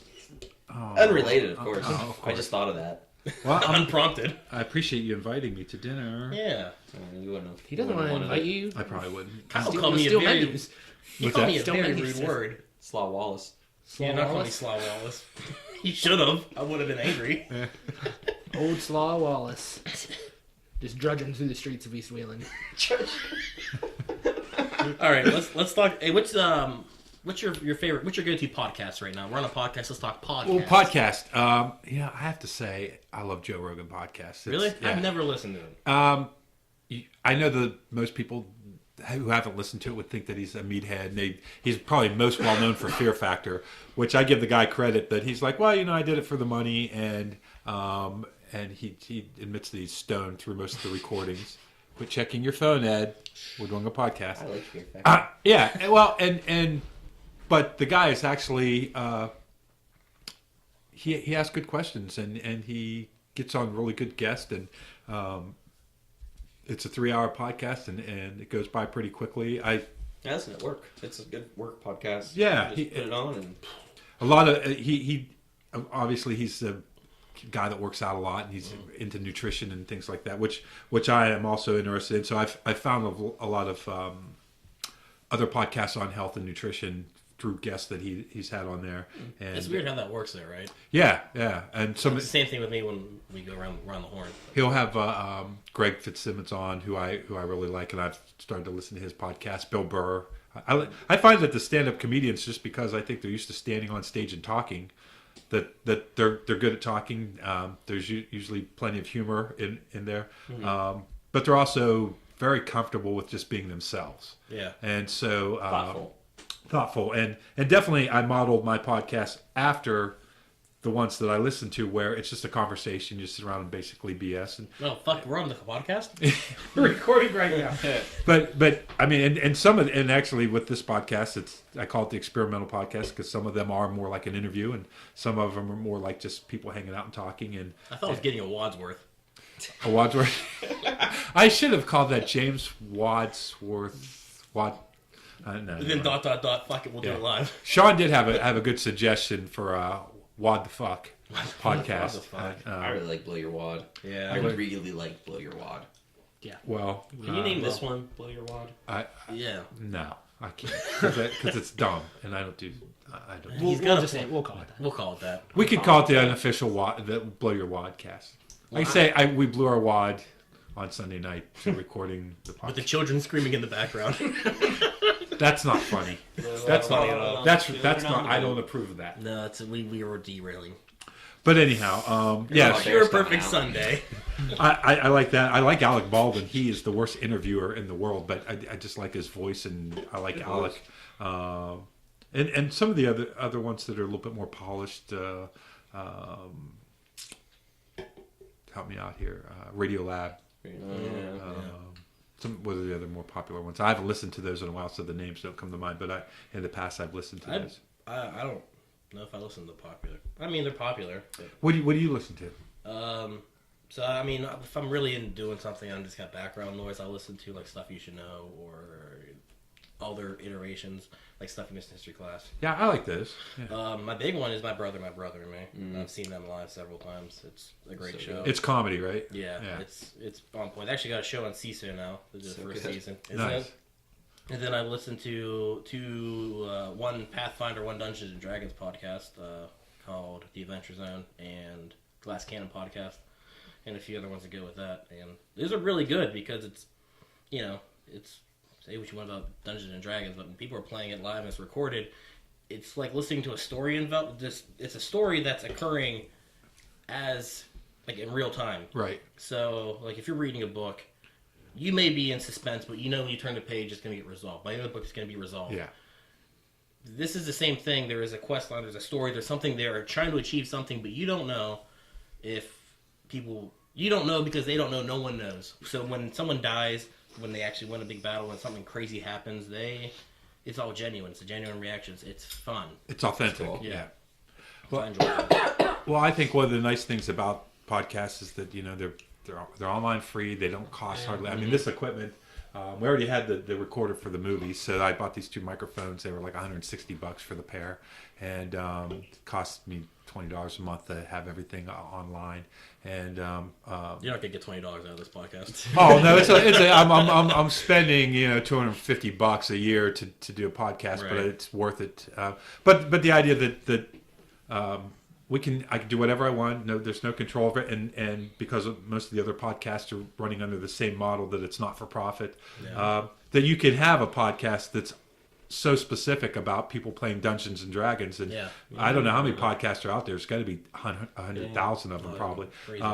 But there's stuff for everything. One that I listen to every now and then is called Pod of Thunder, and they talk about a different Kiss song every episode. I love documentary films, and the ones that I always love the best are the ones where they take something very specific and they spend 2 hours examining it. And so I think the podcast world that there's something for everybody. There's the really polished ones that they edit and they put in sound effects, and some are pure entertainment like. Was it My Brother? And me. And the ones that are real informational, like Freakonomics, and and then the ones where it's just people hanging out talking. And I've always been a huge talk radio fan, and in fact, people would laugh at me back in the day because I'd be riding around in the car listening to talk radio when everybody else, all my peers were all listening to music. And I'd sit on the back porch when I smoked and smoke cigarettes and listen to Bruce Williams for 3 hours every evening. And I loved it. It was like one of my favorite things to do.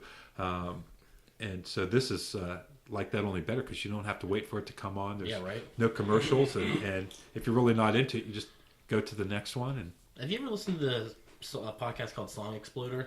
I think it's what it's called, Song Exploder. It's on the Maximum Fun Network, whatever it's called. It's really good because they'll take one song and then they just isolate every track, and then they have the guy who wrote it and they explain it. And if you listen to the Long Winters talk about their song, The Commander... It's a Commander Looks Below or Commander Speaks Aloud or something. I forget the name of the song. It's a really, really good song. But they talk about the drum track in it, and he had hired, because it's a one-man band, John Roderick, kind of, he has backing dudes. He hired a studio drummer to come in, and he's talking, he's like, so he had this guy come in, he's a really good dude, he has a good resume, and he comes in, and he sets up his drums, and he puts up one mic in the middle. Nice. And he runs through the song, and I'm thinking he does a, he's just doing a sound test, and he comes in, he says, play that back for me. He listens to it, and he goes, okay. And he goes up, and he moves the mic a little bit, and he starts playing again. I look at the sound engineer, and I say, this is my song. Is he just doing his own thing or something? Or whatever. I mean, we'll have that dialogue eventually. So he plays through it 5 times.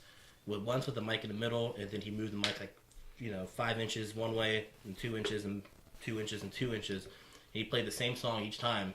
And then he said, play everyone back to me. Listen to all 5 tracks, and then he's like, okay, so the first track needs to be panned middle, second one needs to be panned right, third one panned left, fourth one a little bit to the right, and the fifth one a lot to the left, and put them all together and see what it sounds. And John, let me see what you think about it. John's like, I was like, what the fuck's this guy doing? I mean, okay, fuck it, play it back. And he paused, he's like, and that's what we used on the song. That's awesome. Right. And it's really cool because he wanted... Because it's talking about the Columbia space disaster, so he wanted to have a very airy, spacey thing. Sure. So he wanted the drums to kind of travel with the song as it's going. So he would move the mic to catch what he wanted on important. It was wizardry. It is great to see the depth behind it. When I did the podcast with Josh Taylor afterwards, he was we were up in his studio, so he played me the songs, but I got to listen to it. Yeah. And I saw on the screen all the layers of tracks that he had. It was incredible. I mean, there was like, I want to say some of those songs had 20 different tracks, and man, that guy, he noticed everything. In fact, there was one little thing that I would have never noticed. And he goes, oh, that was a little off, and he made a little adjustment while we were there. And this new album he's got coming out, it's going to be good. And to see I always knew he's a talented guy, but when I saw that, and it is really fascinating when you go to the studio to see how they make how the sausage is made, basically. And I remember that there's a record store in Columbus where Guided by Voices would record all of their albums, and they put one microphone in the middle of the room, and they knew from experience the drums go over here, the guitar goes over here, you have to face it this way, you turn it at a certain level, and they recorded their albums with one microphone. That's awesome. And very cool. When I think about all the times I've not spent a lot of time in a recording studio, but you go in and you stress over mic placement, and you hit that tom 20 times and try to get it dialed in, and it still doesn't sound right. And they just go into a record store and put one microphone up and get an amazing recording. Speaking, that's it. Go ahead. I want to see what Ed's podcast. What do you listen to? I don't believe in the radio. It's dumb as work. You're a I Neanderthal. usually listen to a podcast called the Completely Unnecessary Podcast. Did you learn that from Robbie Zooms?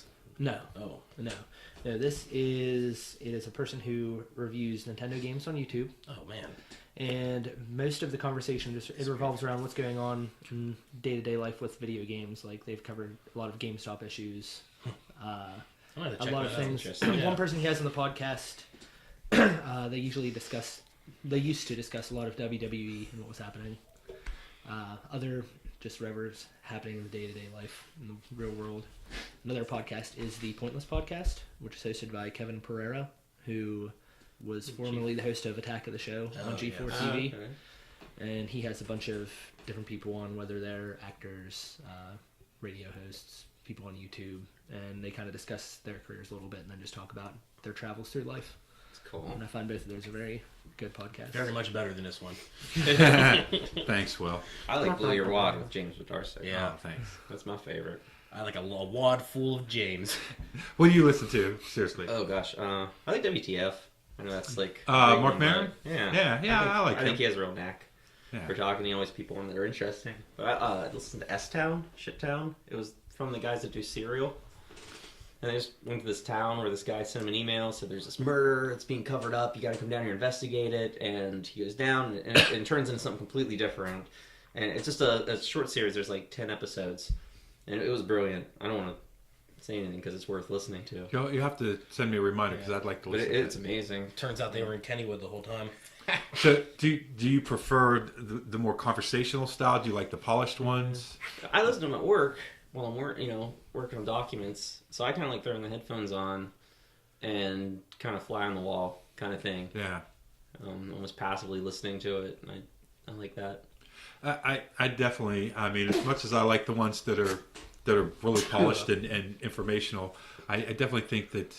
Well, so I remember when I was a kid, and every year at Christmas time, my dad had 3 brothers and 3 sisters, so there's 7 of them, and every day between Christmas and New Year's, we'd go to somebody else's house, and they'd host the Christmas party every evening, and all my cousins, which I have like 20, 30 of them, well, it's more than I can count.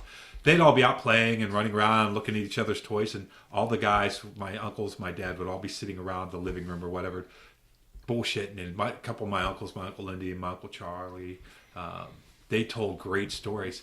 And I would just sit there in the corner and hope that they wouldn't notice me and chase me because I just like listening to them bullshit and tell stories. And I must have been the oddest little kid because they're like, don't you want to go play? They just got an Atari. You want to go play? I'm like, no, I'm fine. And I would sit there and I'd hide in the corner. I'd sit in the next room and just kind of, I love listening to them spin yarns and just the best storytellers. And they had such unique personalities and my Uncle Al, everybody, even my dad hearing him tell stories, which he never talked like that around the house,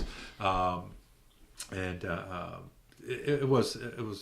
So I guess I've always enjoyed that kind of conversation, and it is funny that this has come full circle. Right. But as far as this podcast, I don't know who's listening to it. I know that I think I've said before that I expected to have maybe 5 listeners. And what's the ratings? I mean, I should have looked at this beforehand because, there's a, we don't do this for fun. You're not getting paid if that's what you're asking. But because I wanted the quality of the podcast to sound a little bit better, I paid a little bit extra money. But with that, you get all these results of where everything is, how many downloads you get and everything. And 1 download from the Netherlands. Nice. Several from New Zealand, which I think it's my friend Reese from Facebook. And then, oddly enough, a bunch of them from the San Diego area. And a bunch from New York area. So I don't know if Brandon told his friends to download the podcast or something. But there's been almost close to 500 downloads in the month and That's awesome. couple weeks. Yeah, it's mind blowing. I expected really after 5 years to have 500 downloads because I do this because I think I have fun doing it. Yeah. And if people, I figured a couple people might listen to it, and maybe by the end of the year I've lost all my listeners and I'll only have 5. Yeah, once they start listening. Once they get to this one. Yeah, maybe they're all one-time listeners Why are these guys on here? that downloaded it by accident. Yeah, right. I mean, there are how many billion people in the world, so it might just be that, or how many million? How many people are living in the world? I must imagine people get A few. a few, at least 7. Yeah, there's a lot of. Just a lot of people. I saw a bunch of people at the mall, so I think At least them. yeah. At least that. But yeah, it is. If you've listened to the podcast this far, I'm sorry. well, send me a message, or if you Yeah. put a comment or something, like, especially if you're outside the Ohio Valley or Willing area, where the hell you're from and how you found the podcast or something. Because So there's pictures of yourself. yes, clothed. This is adult, but not that adult. Send us an email at webluourwad@geocities.com. It's funny you mentioned GeoCities. I have to make fun of Ron Scott for a second. His email address is still at AOL. Oh, wow. Nice. Ronnie, come on, you're embarrassing me. I Everything else I love about you, and you make me proud to be AOL. your friend. But the AOL email, which I just added you on, I was at a Stanley Cup championship party in 2009 when we won the first time around. That's so lame. We being the Pittsburgh Penguins, which I have an affiliation with, and the Stanley Cup was there, so people were taking pictures of the cup with the cup, and there's kind of a line. I'm standing next to which would have been my cousin's old roommate, and I'm taking pictures with my phone like crazy. So he leans over, he's like, "Hey man, email me these pictures." I said, "No problem. What's your email address?" He's like, "Here, I'll put it in your phone." And he hands it back to me. I look down. That motherfucker's email address is from Juneau. I was like, you want me to email this to you or go through a time machine? What do you want from me? I can only do so much. I think they're only keeping the site alive for the 5 people that still have Juno. It's funny you guys bring this up because I was listening to the Fancy Pants podcast you did, and they brought up their old band, Horns to the Matador. And I remember that band from my brother and stuff. You guys talked about that. And I looked online because I remember a long time ago finding my brother's old band was still online, like at GeoCities or something. And then I stumbled across Horns to the Matador's oocities.org website. Oh. It's from when they were a band. It was just funny. I have it up here. They're talking about the Minus Tide, which was mentioned. Yeah, right. It was Sean and Michael, right? Right. Yeah, And big time. And there's a guest book on here. Oh my god, there's literally a guest book. And a lot of guys that are Bridge and Tunnel guys have signed it. You got a name drop right now. That's what I'm trying to find here. Here's one from, I think it's Mikey Iafrate. Yeah, this is Mikey Iafrate. And his comment from 2000, 17 years ago, and it's still floating around. It says, "I can't wait to hear the new Horn CD! ! And I can't wait to hear the new effing metal project with ex-members of Horns to the Matador. I think it's called the Minus Tide. Yeah, they were playing with the Infidels on October 21st in Moundsville. EQK35U2682. Yes, yes, yes. Drink more beer, Dave. Drink more beer. Nice. From the Mike's archive. never changed. Yeah. I just thought it was funny. Like, Give the web address in case anybody wants to look that all right, up. the address is oocities.org/horns to the matador. Is that just the letter O twice? Or Yeah. is it- okay. 0 lowercase or capital? Does that matter? Alpha No. or numeric? Alpha. Well, Eddie, Let's talk about alphanumeric. The Alpha, great bar. Like Chris Klug's on here. that's where I met you fellas at the Alpha. Not really. Well, it's funny because I met you guys through Allie, Science, good friend of mine, and that was right after I think she met Kyle, and you guys came to one of the first movies that I ever did. Oh yeah. And The separator. well, they came to the Sterling Bannister. You came to the Separator because you bought a new shirt to come to For the separator. For the Separator. I want my separator shirt. Yeah. and afterwards, I think that was the first time I just really only met Allie through work recently, right before that. And she said, hey, we're going to the Alpha afterwards. And that's where I met all of you guys. And I found, all these guys are musicians. And we've been like best friends, really. You guys, we've been best friends since then. You're my best friends. but it was because it was nice for me to meet a band and to meet musicians, and we can't talk about the CP band without Robbie being here. We But- need Rob. Actually, if we need everybody here, we also need Carter Edge and Zach Ernest and Brandon Fair. Everyone who has been involved. Yeah. That could be a nice reunion thing. Yeah. We're gonna have to fly Carter in from Nebraska. We'll Skype him in. 5 second left. I Pre-recorded answers. would like to see Carter again. I miss our conversations. Come on, Carter. Hey, Carter. Carter, if you're listening, we miss you. Please come home. But don't, Don't stay. Yeah. Don't stay. Come for a little bit and Come for a little visit. bit. Visit. Annoy us and then leave. Your piano's still in Will's basement. Oh, it is. You No, know I think it's about to go to the dump. Is it? It's going to, I'll it's take going it. to You a know better what? place, Carter. For an old apartment building, it's got 3 effing organs in it. None of which were there when he got the building. No, none of them was. They were all. Only one of which is his. Yeah. Speaking of which, you want that organ? We'll see. Anyone We'll talk listening, about it if you'd later. like an organ, contact Yeah. Slaw If you would like, Wallace yeah. If at you want hotmail. a keyboard, electric, organ sounding device, and not anything. Do not send me anything gross or any weird advances. And that's not a real email address. See what everyone's gonna say. It's Rough Rider 57. Okay, it might be real. It's Big Daddy Love, actually. It's Gmail. So you guys looking forward to summer? The Boys of Summer. Well, Kyle's spoken. Can we talk about Don Henley's Boys of Summer? I prefer not. Insert the clip. Yeah. I'm not doing that. We can't insert that clip due to copyright infringement. Oh, I'll infringe a copyright. I'm that much of a badass.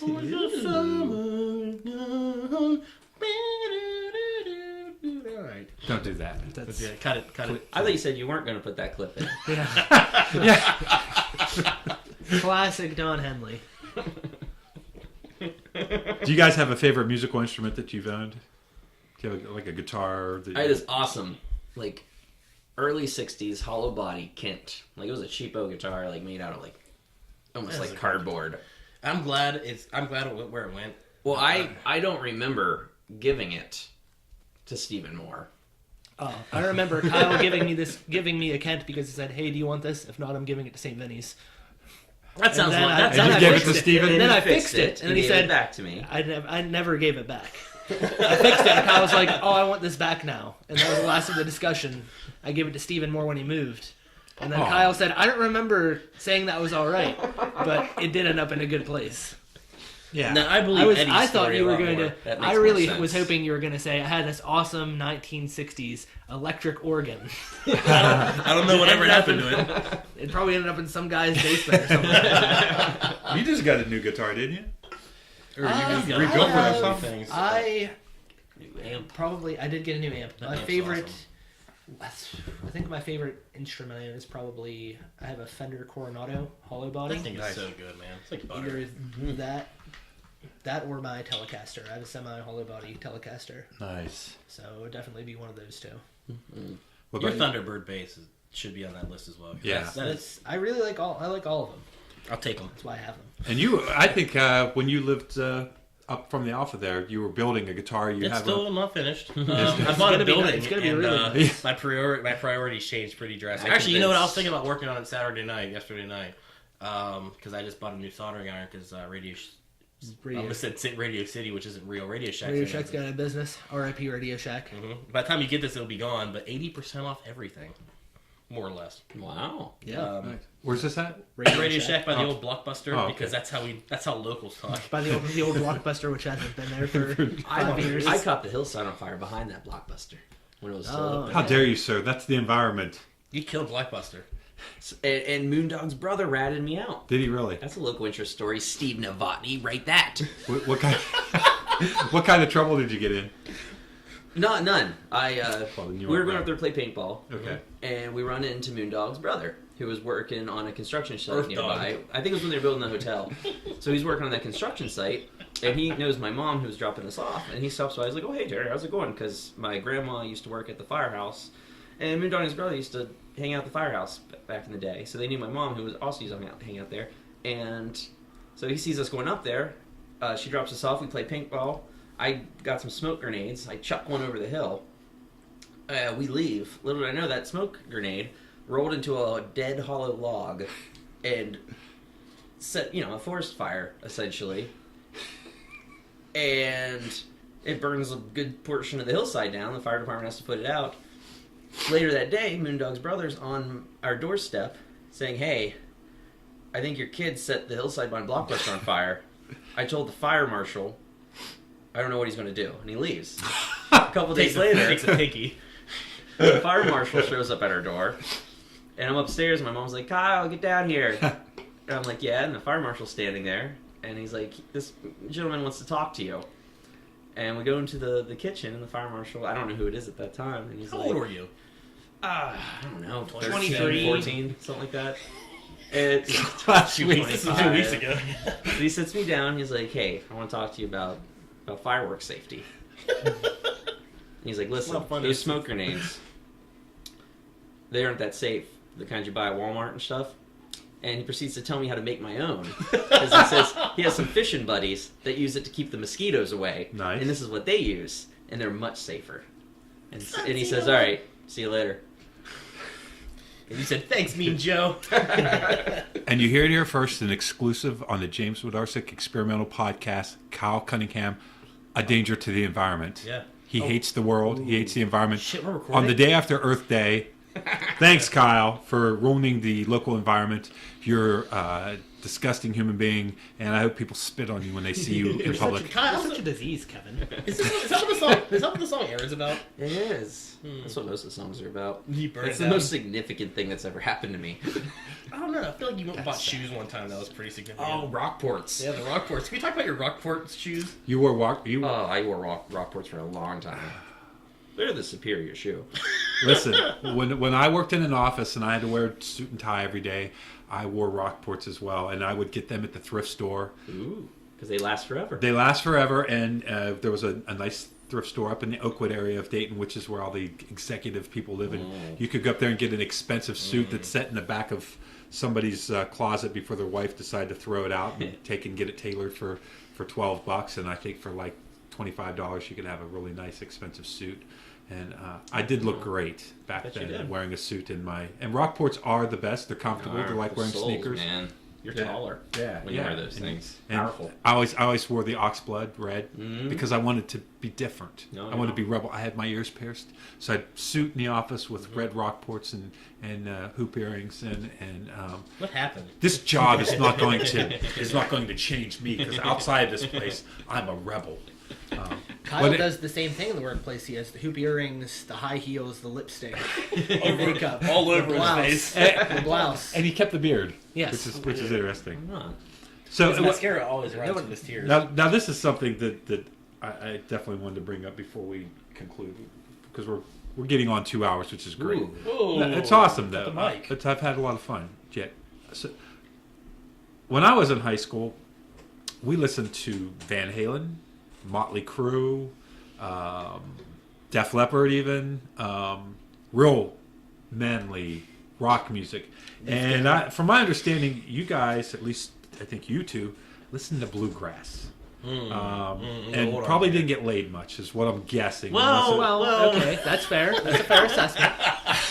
So how? The first time I had sex was 2 weeks ago. 2 weeks ago, after he set the hillside on fire when the fire marshal showed up. I'll show you how to make a smoke bomb, boy. And if you look hard enough, you can find on Facebook that there's pictures of Kyle from his bluegrass band days. It's delicious. But how old were you when you got into bluegrass music? It was fresh. Don't look at me. I don't know. When did I leave Bishop? That would have been your Sophomore year? Not soon enough. Yeah. Sophomore year in high school. When I went back to Park, my brother was in the bluegrass band, and I knew about it, and I sought out Mr. Turbanek.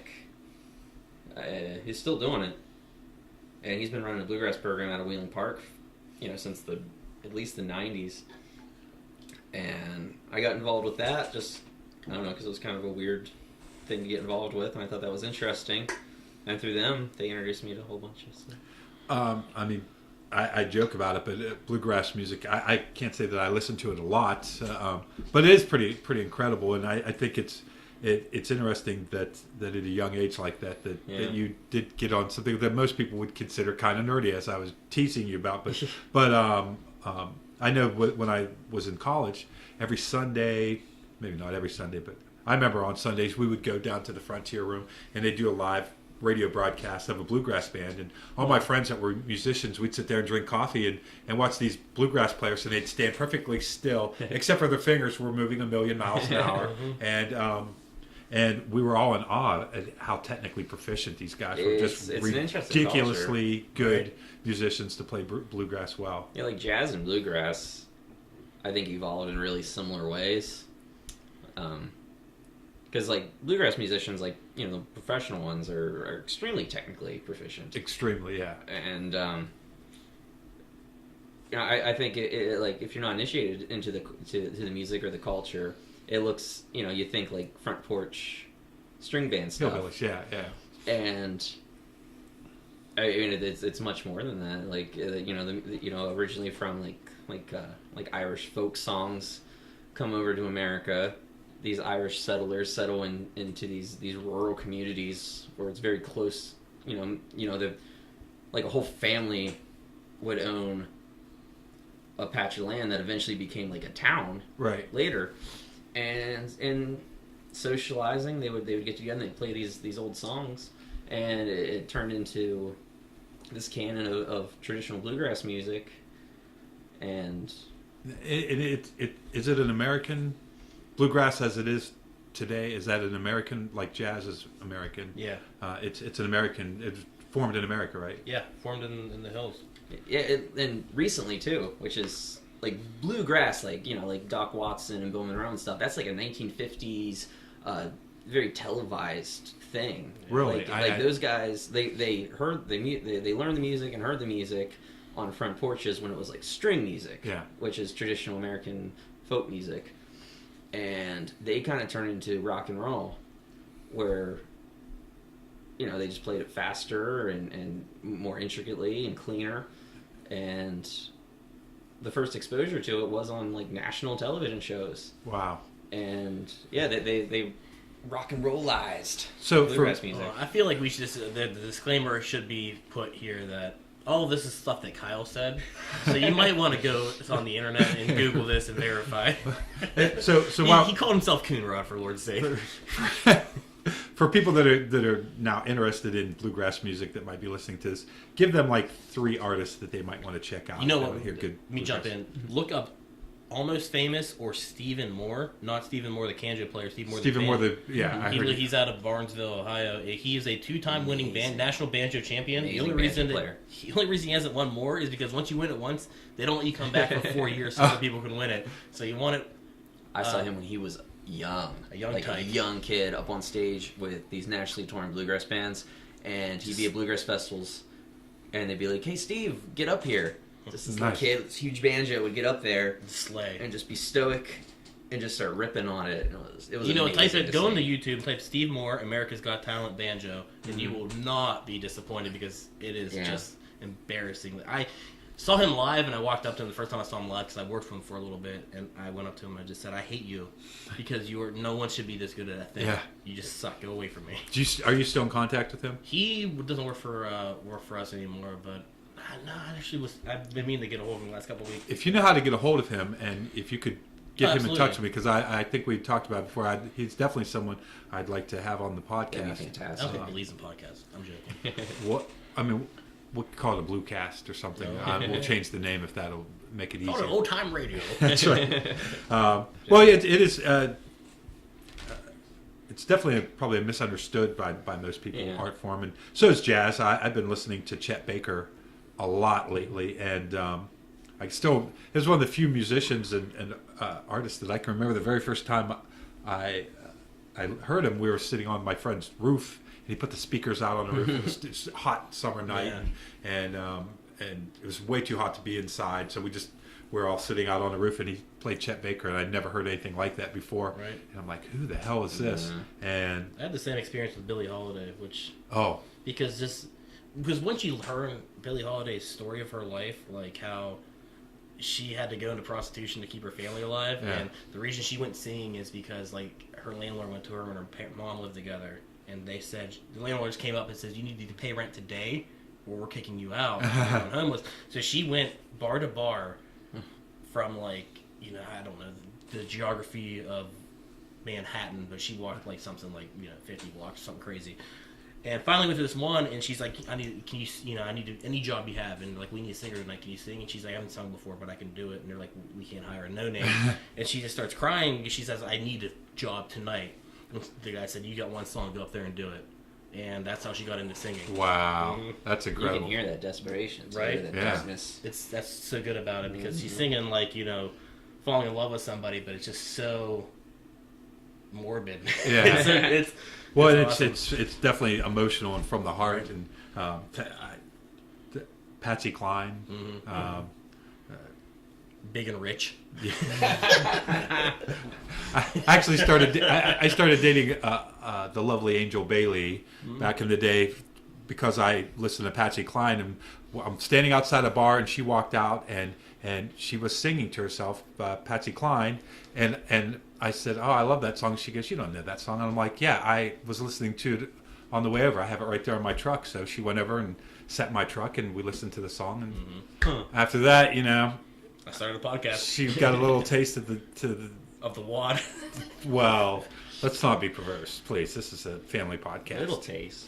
Good thing that came at the almost the 2-hour mark. she got a wad's worth. No, come on. She's a lovely person. Should we call it a day? But Sorry, lady. it is great that there's so much diverse music, and I'm glad that as much as I still love Van Halen, although I don't really listen to him much anymore, and that I've had all this great music from my youth, that I'm glad that at some point I was able to branch out and have an appreciation for all this other music, and even throughout any given week, what I listen to is completely different. Sometimes I even from one day to the next. I did want to mention one other thing. We were talking about bluegrass players and how great they are, and knowing the Howard Report, classical musicians, the string quartet. When I think of all the great musicians I played with and people that I've seen that can play, when you see like a really serious classical musician, when they're talking about like mistakes or fixing things or rehearsing, it's micro adjustments. Right. The ability, like there are certain things as a drummer that I still can't do, but at that level of musicianship, there's nothing that you can't do. You everything that can be written on a piece of music, they can pretty much sit down and play, and it's beautiful. And when they're rehearsing, it's micro adjustments. It's not there's right. And to be at like a rehearsal and see that happening was a real eye opener. I'm like, that's a level of technical ability that I'd never even come close to before, and it's great to see that exists. And then I've also seen some really incredible bands where the people were technically not that proficient, and they blew me away. The music was that good. It's all from the heart. And I not to ever say anything wrong with technical proficiency. It's amazing, but like some of the best. Honestly, I was talking to a guy, and this has nothing to do with technical proficiency because Fleetwood Mac is a great band, but the song "The Chain," that solo when they jump back into it is like 4 notes. Yeah. You know what I mean? But it's I really enjoy it. Just there's I think the more technical are you, the more you can kind of express yourself. Right. But there's a lot of really great music written by people that were not necessarily technically proficient. Mm-hmm. And I guess when it comes down to it, the music that I love the most is probably the stuff that's more from the heart. Yeah. That's the notes that they know how to play, but they play them in a way that they're really passionate about. Yeah. That definitely makes for good music, because I've seen some spot-on performances of rock songs before that were underwhelming, to say the least, just because they had absolutely no emotion. And with that, I think we're ready to about start. at the 2 hour. Yeah. So I'm going to hit record here. And hey guys, when we talked about this online, what we were going to talk about, we're like, I don't know. I'm like, hopefully we have enough to fill an hour, but I was pretty confident that once we got going, we would have more than enough to talk about, and we could probably do another hour, but I have to pee really bad. Yeah. And Stop me. what PowerKat song would you guys like to end the podcast with? Let's do Grandpa's Guns. Oh shoot, that's a deep cut. You want to do Let's do it. Yeah, it's fine. We're going to go deep, so we're going to pause for the cause. Piss. We're going to set up, and then when the next thing you hear is going to be Grandpa's Guns. Grandpa's Guns by PowerKat, maybe featuring Kyle. That'd be a gift for the audience. It will be. Doubt it. Kyle, we can have Kyle yelling from the living room. That's fine too. All right, guys. Thanks for being on the podcast, Thanks and for stay having us. tuned for PowerKat. Thank you. Thank you. Good night, nerds.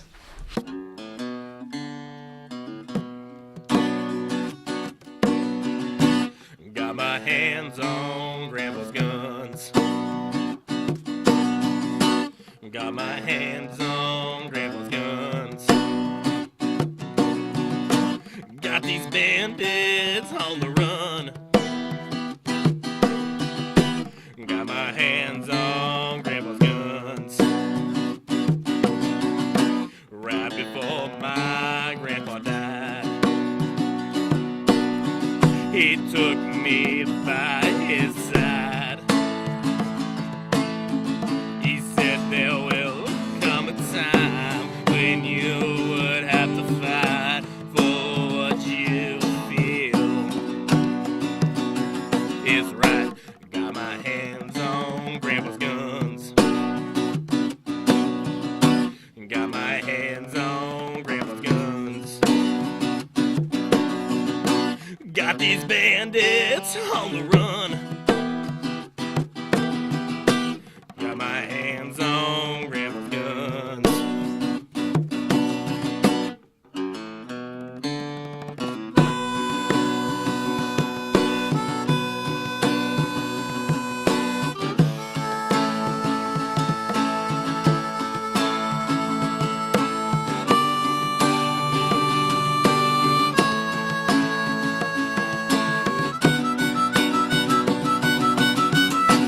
Got my hands on Grandpa's guns.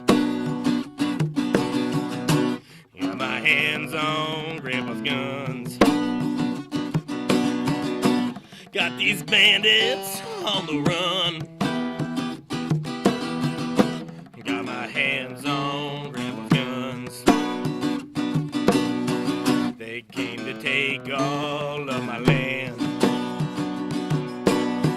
I took my wife by the hand. I said, you go, you run and hide, but I'll have to fight. I will not give up without a fight. Got my hands on Grandpa's guns. Got my hands on Grandpa's guns. Got my hands on guns. Got my hands on Grandpa's guns.